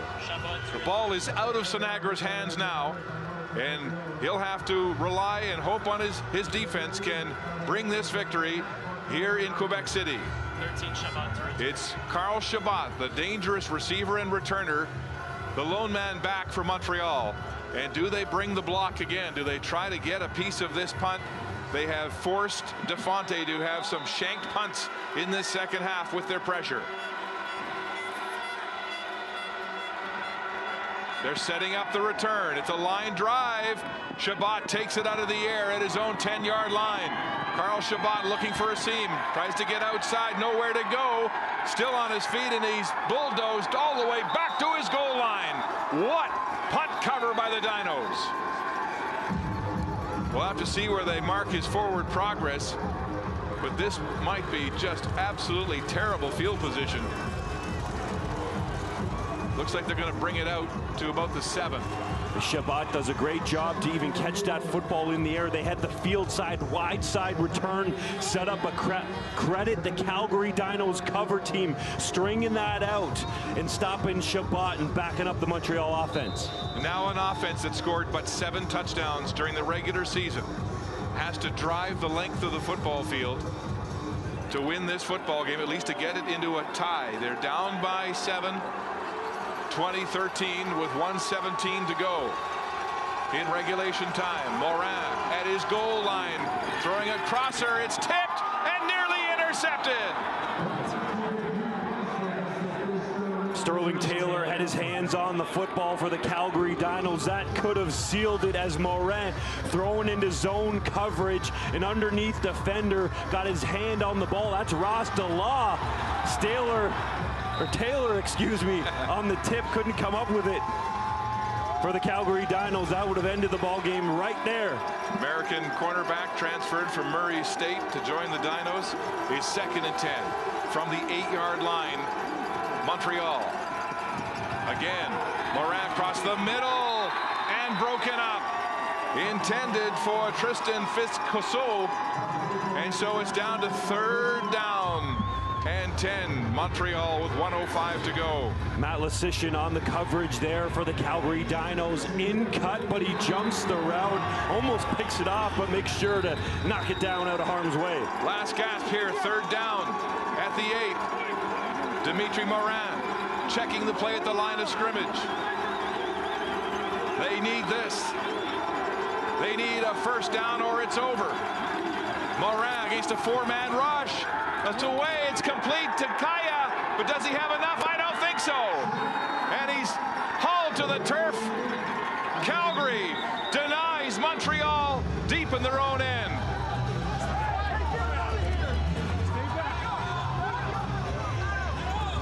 Montreal drawing it up, the crossing route to Kaya. They tried to set up a flip back to Giroux, but it goes for naught. Calgary sniffed it out. There's a flag on the field. There's a flag on the play. The officials are conferencing. Kaya has not been a factor in this football game. To the play, Rudez, roughing, Montreal. Okay. USA. So the tempers flare as they celebrate on the Calgary Dino sideline. What a defensive stand late in the game with 56.4 seconds to go. Morin crossing pattern to Kaya, and it's clear they were setting up a trick play. He flipped it back on the lateral. Last gasp effort from the Carabins to try and get the yardage needed for a 1st down, but it's not to be as Matt Lasician and his Dinos defensive teammates celebrate. 3rd turnover on downs by Montreal. And so Calgary sets up with 56.4 seconds to go. 1st down at the Montreal 4. Sinagra will put it on the ground. Touchdown. Dinos to seal this victory. Robinson Rodriguez is mobbed in the end zone as he crashes over from 4 yards out.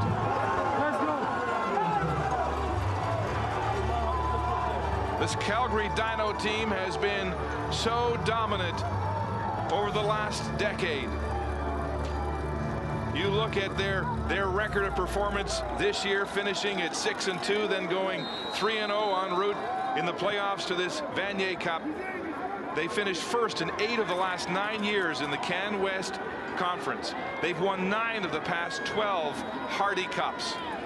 And it's Rodriguez that puts an exclamation mark on this Vanier Cup championship, which is mere seconds away. DeFonte with the point after to make it 27-13. But this has been the team in waiting for the last decade. Their 5th appearance since 2009.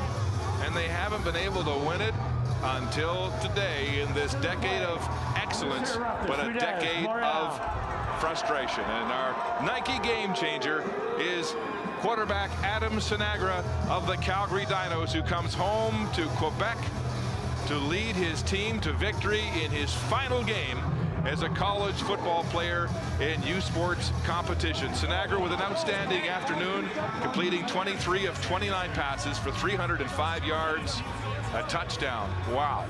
2 touchdowns on the day, one earlier to Jalen Philpott on the corner route, the second coming in the 4th quarter. Right, that really extended that Dinos lead. Sinagra, the 5th-year senior, rising to the occasion even through all the injuries that he sustained in the playoff run. Sinagra, who left the Hardy Cup with injured ribs and did not return. Reports that he needed some painkillers to get through practice leading up to the Mitchell Bowl. Just freeze it up a little bit so he can't feel it. His fingers broken on his left hand. And this is one tough quarterback. He would not be denied. Came back and defeated McMaster in that hard-fought Mitchell Bowl at home to get here to the Vanier Cup. Malky and Shabbat are back in their end zone. As with the penalty, the kick will come from the Montreal 50, and Defonte sends it deep.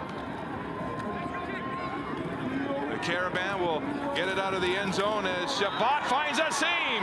Carl Shabbat trying to get outside, and it's Defonte, the kicker, who'll take him down and out of touch with 43.3 seconds to go in the football game. What a day Shabbat has had for these Carabins in his first season in U Sports football. Receiving, running, returning kicks. He's been their best player. Shabbat 9 catches for 128 yards on the day, as you mentioned as well, Mark. Dangerous in the receiving game and return game as a rusher as well. Was the go-to guy for Montreal. Kept them in this game for a long time. Montreal announcing Danny Machocha an hour and a half before kickoff that he would not be able to dress his other quarterback, Frederic Paquette-Perreault, who was instrumental in the playoffs for the Carabins and their second best running back. He could not go today, and Dimitri Morin has played a great game, really played hard. His pass is knocked down as Grant McDonald drops into coverage for Calgary. But Morin moved the ball in that second half, that third quarter with the win. Missed field goals, missed chances when they had to settle for field goals instead of touchdowns too. That's right, and they even got the fortunate call on the goal line when Malky was stood up in the hole by number 9 Grant McDonald. That ball might not have crossed the end zone, but it didn't end up hurting the Calgary Dinos. Most of the 8,463 fans have left the building here as the Quebec team is about to go down to defeat. That pass intended for Shabbat. It's all Shabbat, it seems, on this offense today, and it's incomplete to make it third down. It's been pretty much Shabbat or not for the Montreal Carabins offense. Giroux has played a big role as well. Danny Machocha in his third appearance in this championship game in 6 years. He won it in 2014, lost it in 2015, and this will be a tough one to swallow in 2019. Third down from the Montreal 35. Morin with time across the middle, and Kevin Kaya holds on to the football, and he'll have a first down. The Carabins were unable really to take advantage of Kayan's great leaping ability and his speed here today. He was not a factor. He wasn't. That's partly due to the Calgary Dinos secondary. He's got that size and ability to go up and get the football, but we saw a couple times when they tried to go down the field to Kaya, Sterling Taylor and Dean Leonard in tight coverage knock balls away. Nick Stats as well. On first down, Dimitri Morin throwing downfield, and it's intercepted. Jacob Biggs picks off the Montreal quarterback to cap this outcome. The Dinos are going home with the Vanier Cup. Wayne Harris celebrating in that jubilant throng on the Calgary bench. He was here in 2016, was beaten by Laval in the championship game.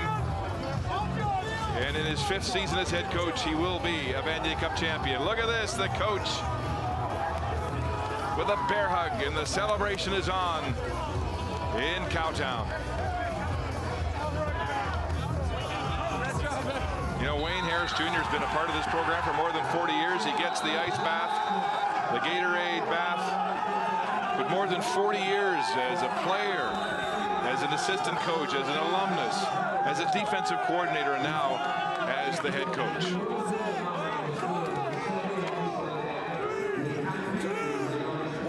The Dinos coaching staff puts in long, hard hours, and it pays off. The clock ticks to 0. The Dinos are dynamite, winning the Vanier Cup in Quebec City with a 27-13 victory over Montreal. For the first time since 1995, the Vanier Cup will reside in Calgary.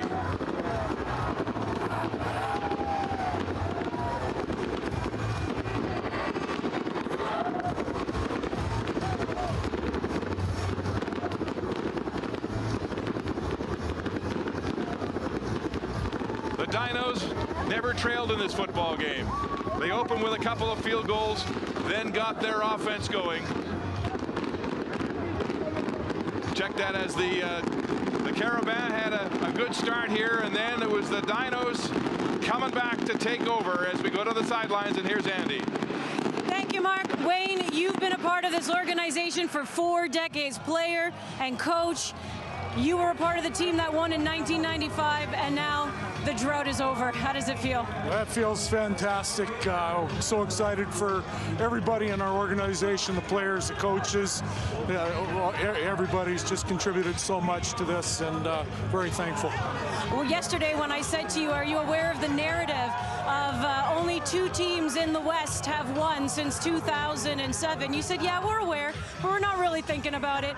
Are you thinking about it now that you are a team from the West who has won this for the 3rd time in 12 years? Well, I don't know. I'm just excited for everybody right now, and excited for all the fans and everyone that has been supportive of our organization for so many years. And thank you to the Quebec and Laval and Christian for all of the work that they did with the Vanier Cup. They're such excellent hosts. Really appreciate it. One more just on Sinagra. I know there are a lot of guys in their final year, but just him, your quarterback, final year, going out as a champion. It's great to see. Adams meant so much to this program, to our team.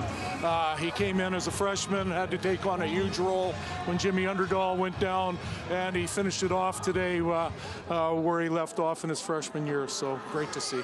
Celebrate with your team. Congratulations. Thank you very much. Thank you.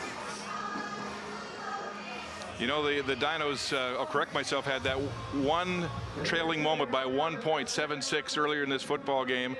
And then Adam Sinagra really found his groove. At one point, he completed 83% of his passes. So the Quebec native comes home to win his first Vanier Cup in his final game. And this is Dan Machocha talking to his defeated players.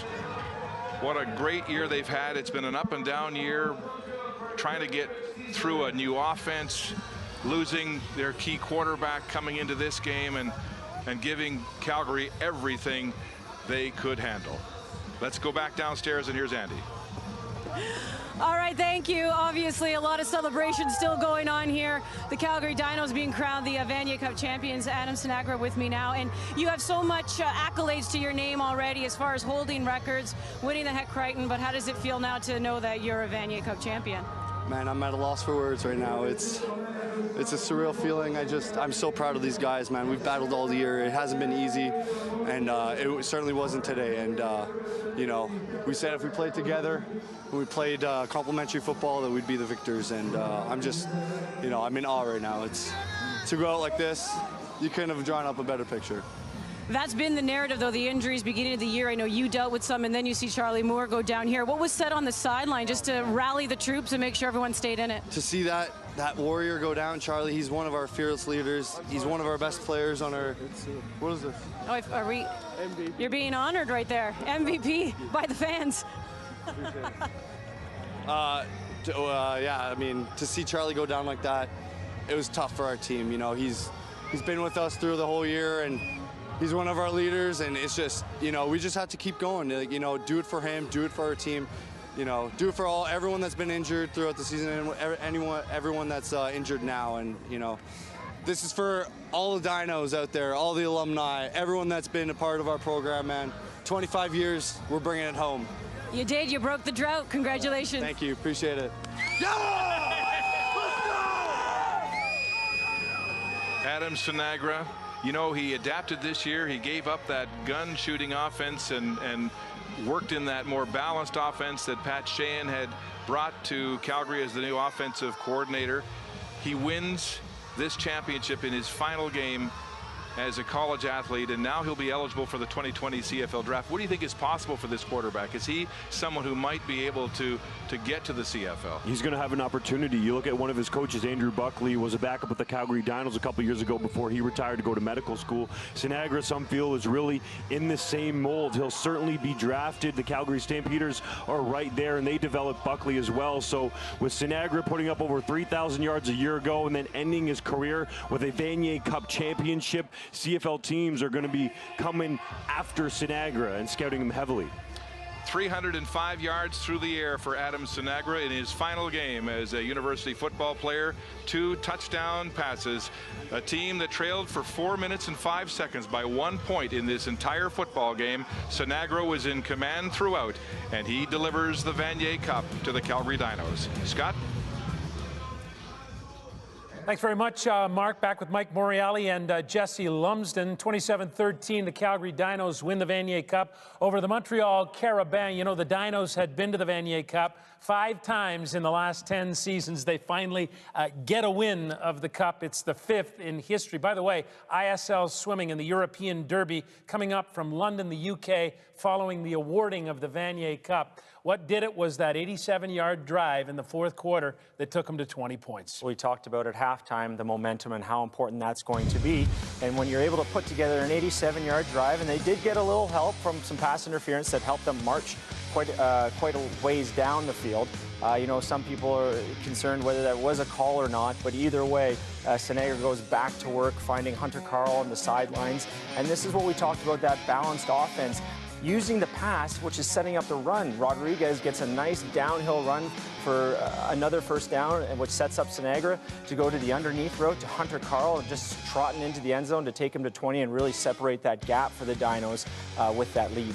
Yeah, Hunter Carl, the former basketball player from Okotoks, Alberta. And Mike, we talked about the balanced offense that Calgary had built over the course of the season. And Robinson Rodriguez carried the ball, and that's important. He averaged more than 100 yards per game in the postseason. Yeah, absolutely. And you know, that's Coach Pat Shan did a fantastic job mixing it up. They were very pass-happy in the first half. They moved to the run game. Rodriguez shouldered the load. He had 4 carries in the first half, 12 in the second half, 3 times more commitment to the run, and that really paid off. It kind of weakened this Montreal defense a little bit, took time off the clock, and then he gave an opportunity for Rodriguez to get into the end zone. So well played by that Dino offense. Robinson Rodriguez, a 4th-year man from Burnaby, British Columbia. Okay. You know, take nothing away from the tiny man in this football game. I'm talking about a first-year player for Montreal. That's Carl Chabot. He was all over it from the get-go, and he had a great game. He really did. Chabot stepped right in. He made some terrific plays, had some returns, did a lot of great things with the football every time he touched it. Everybody knew the ball was going to him, and he was still making the play. So hats off to someone that really played their hearts out today. 5'7" on the sheets for stats-wise, but big players show up in big games, and Chabot did exactly that. Even though, you know, on the losing end of the Vanier Cup, he has a big future as a Montreal Carabin, and I expect to hear his name called a lot in the future. Big time plays all game long, and exactly everybody knew where the ball was going. And he, like you said, he still got it done. Carl Chabot of Blainville, Quebec for the Carabins of Montreal. Just a little bit short today as the Dinos win the Vanier Cup at 27-13 over Montreal. Take a look at this record for the Dinos. They last won in 1995 over Western, by the way. 5 trips in the last 10 years. They had lost their last 4 appearances. In 2009 to Queens and 3 times to Laval along the way.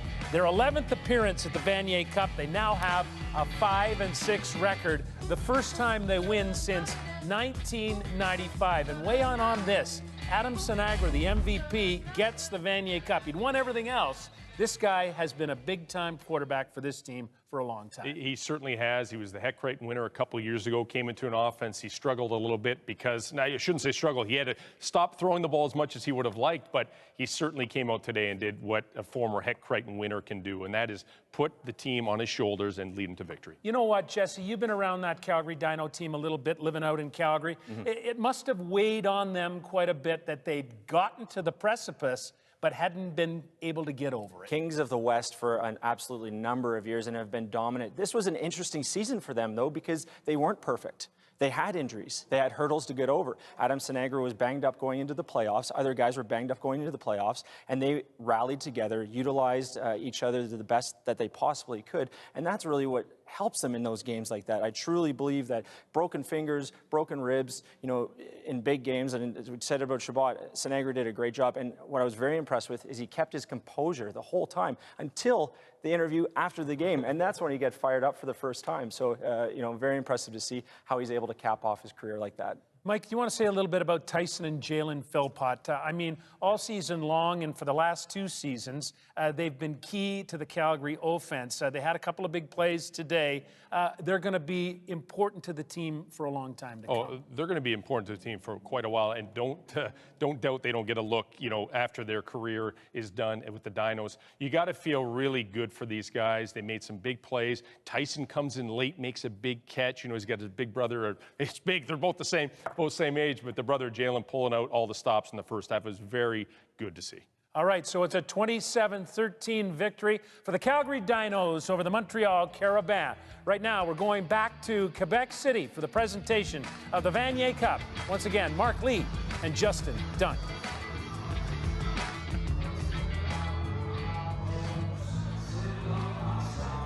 The Dinos have surrounded the stage at center field here at TELUS Stadium in Quebec City.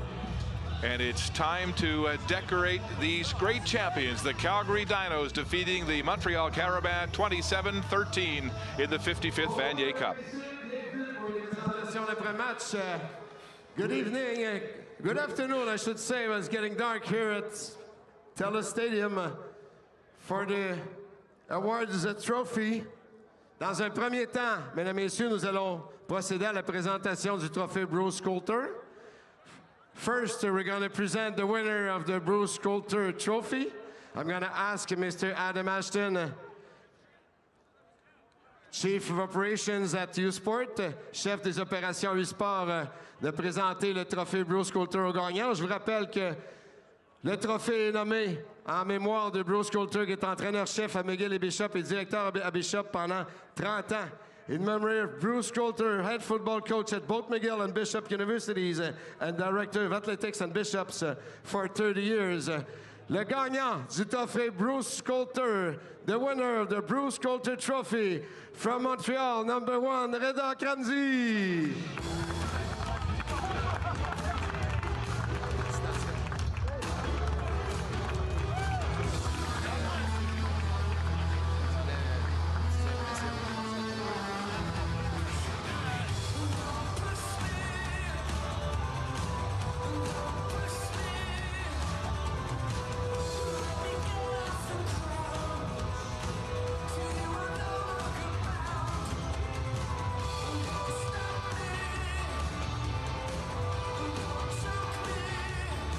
I'll ask Reda to say a few words. Je vais demander à Reda de dire quelques mots. J'imagine que c'est des sentiments partagés pour toi d'avoir vu le parcours arriver si à court au dernier match. En même temps, tu as joué un match exceptionnel. You had a great game in a losing game. So, what are your thoughts and comments? The offense of Calgary had a good game, and congratulations. And we'll get back to work, and hopefully we'll come next year, man. C'est ta 3e année avec les Carabins. Au niveau éligibilité, tu as été un des leaders de l'équipe. Vous avez fait beaucoup de chemin. Parle-nous du parcours de ton équipe. You had a great year. You lost a couple of games at the middle of the season, and then afterwards it went up. You had great playoffs. Maybe comment on that? Tout le mérite revient à Brian Armelimana. Il a fait un excellent job de nous garder tous ensemble et de push through the whole season. We had a lot of adversity, and I'm proud of the guys, man. Reda, je te remercie, je te félicite. En même temps, garde la tête haute. Tu as un excellent match. Bravo pour ta saison. Merci. Congratulations. Reda Kramzi, mesdames et messieurs.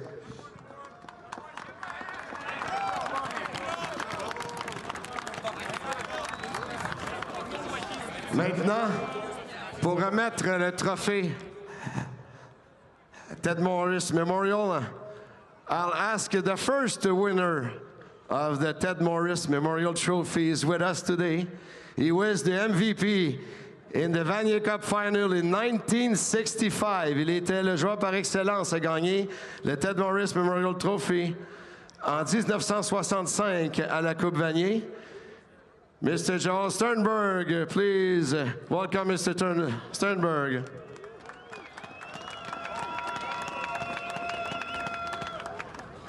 Remis en l'honneur de Ted Morris, ex-joueur et entraîneur des Argonauts de Toronto. Morris était un ardent promoteur du développement des jeunes Canadiens en vue d'une carrière au football. Nous allons donc présenter maintenant le gagnant du trophée Ted Morris. Here is the Ted Morris Memorial Trophy winner from the Calgary Dinos, the Dinos de Calgary, number 12, Adam Sinagra.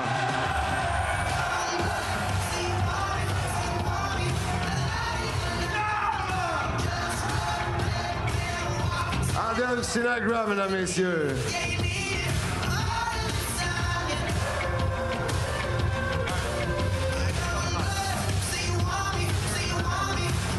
I'll ask Adam, je vais demander à Adam de nous dire quelques mots. Adam, tu es natif de la région de Montréal.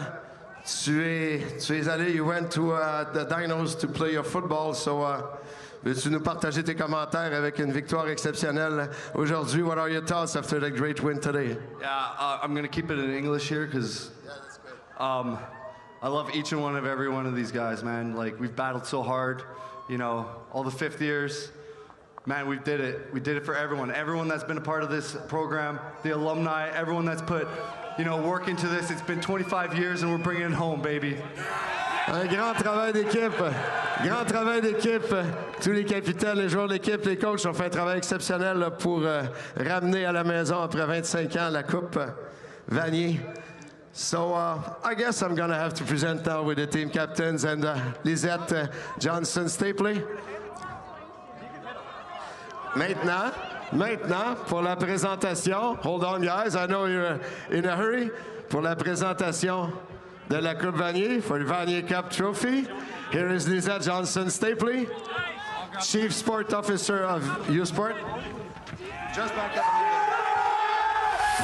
Les gagnants de la Coupe Vanier, les Calgary Dinos. Calgary Dinos 50-50 Vanier Cup winners. Les gagnants de la 55e édition de la Coupe Vanier. Hoist the Vanier Cup for the 5th time in their history. And for the first time in 5 trips in the past 11 years, it's been frustration after frustration, ending a 4-game Vanier Cup losing streak to win the title here tonight in Quebec City by a score of 27-13 over the Montreal Carabins. And Justin Duck, the Dinos had made 6 trips to Quebec prior to this in 12 years and had never won a football game. 3 of them in Vanier Cups, 1 in a semifinal and 2 exhibition games, and finally they get that jinx off their back. It was a long time coming to get a win in Quebec City for the Calgary Dinos. Full team effort gets it done. Yes, Adam Sinagra, the MVP of the game for Calgary, leads the way, but this was a complete football team that has stars in every facet of the game. You followed this team throughout the regular season. You saw the injuries that they had to deal with and how they managed to get through all of those to come to this game with perhaps their best lineup of the season. That's right, and especially a lot of those injuries were sustained in the playoffs by Adam Sinagra. Took a shot that knocked him out of the Hardy Cup, had a rib injury, had to be frozen up for the Mitchell Bowl against McMaster, but you couldn't tell based on his performance. Has broken fingers on his left hand that he had to have taped together, suffered a concussion in the regular season, so he's battled through a lot to finally be able to hoist that Vanier Cup. So much talk about the Lavals and the Westerns, but where would you put the Calgary program in perspective? A team that has been here so often, has been perennially one of the best in the country, and now they win it. They're right up there as one of the elite programs in the country. All they needed to do was get their hands on the Vanier Cup, because that's what the Westerns and Lavals and Montreals have done in recent years. McMaster comes to mind as well, being in that group, especially with Stefan Potasic back leading the way. So the Dinos put an exclamation point point that they are, in fact, one of the elite with a Vanier Cup here in 2019. They traveled all this way to Quebec City. They had to leave on the Monday because their dressing room was being taken over by Keith Urban, who will be the halftime entertainment in tomorrow's Grey Cup. But nothing threw them off. They made the trip. They got to their hotel. They practiced really well. They were so well prepared. And they win the Vanier Cup with a 27-13 victory over Montreal. And now they can celebrate. Scott? Great celebration. Thanks so much to Mark Lee, Justin Dunk, and Andy Petrillo out there at TELUS Stadium in Quebec City as the Dinos take the Vanier Cup 27-13 over the Montreal Carabins. You know, the National University Football Championship is a big game, as we said at the outset of the show, Jesse, and this one lived up to its billing. Great teams, great stories, great athletes. Great football. If you're able to watch it all, you saw all sorts of actors come into play, and it wasn't one-sided, which makes it awesome. And the venue as well. Tip of the hat to Laval Rougier for putting on a great performance for the 55th Vanier Cup. And Mike, a lot of those Calgary Dinos had waited a long time, not the least of which was their coach, Wayne Harris. Well, you got to feel for Wayne Harris Jr. You know, he comes from one of the top football families in the country. This is someone that, you know, his father was a legend on both sides of the border. He was part of the last Vanier Cup winning team in '95 and now does it again. Fantastic. Great football game. Mike Morreale, Jesse Lumsden, been great working with you. The Calgary Dinos win the Vanier Cup for the 5th time in their history. The national title is heading back west to the Stampede City.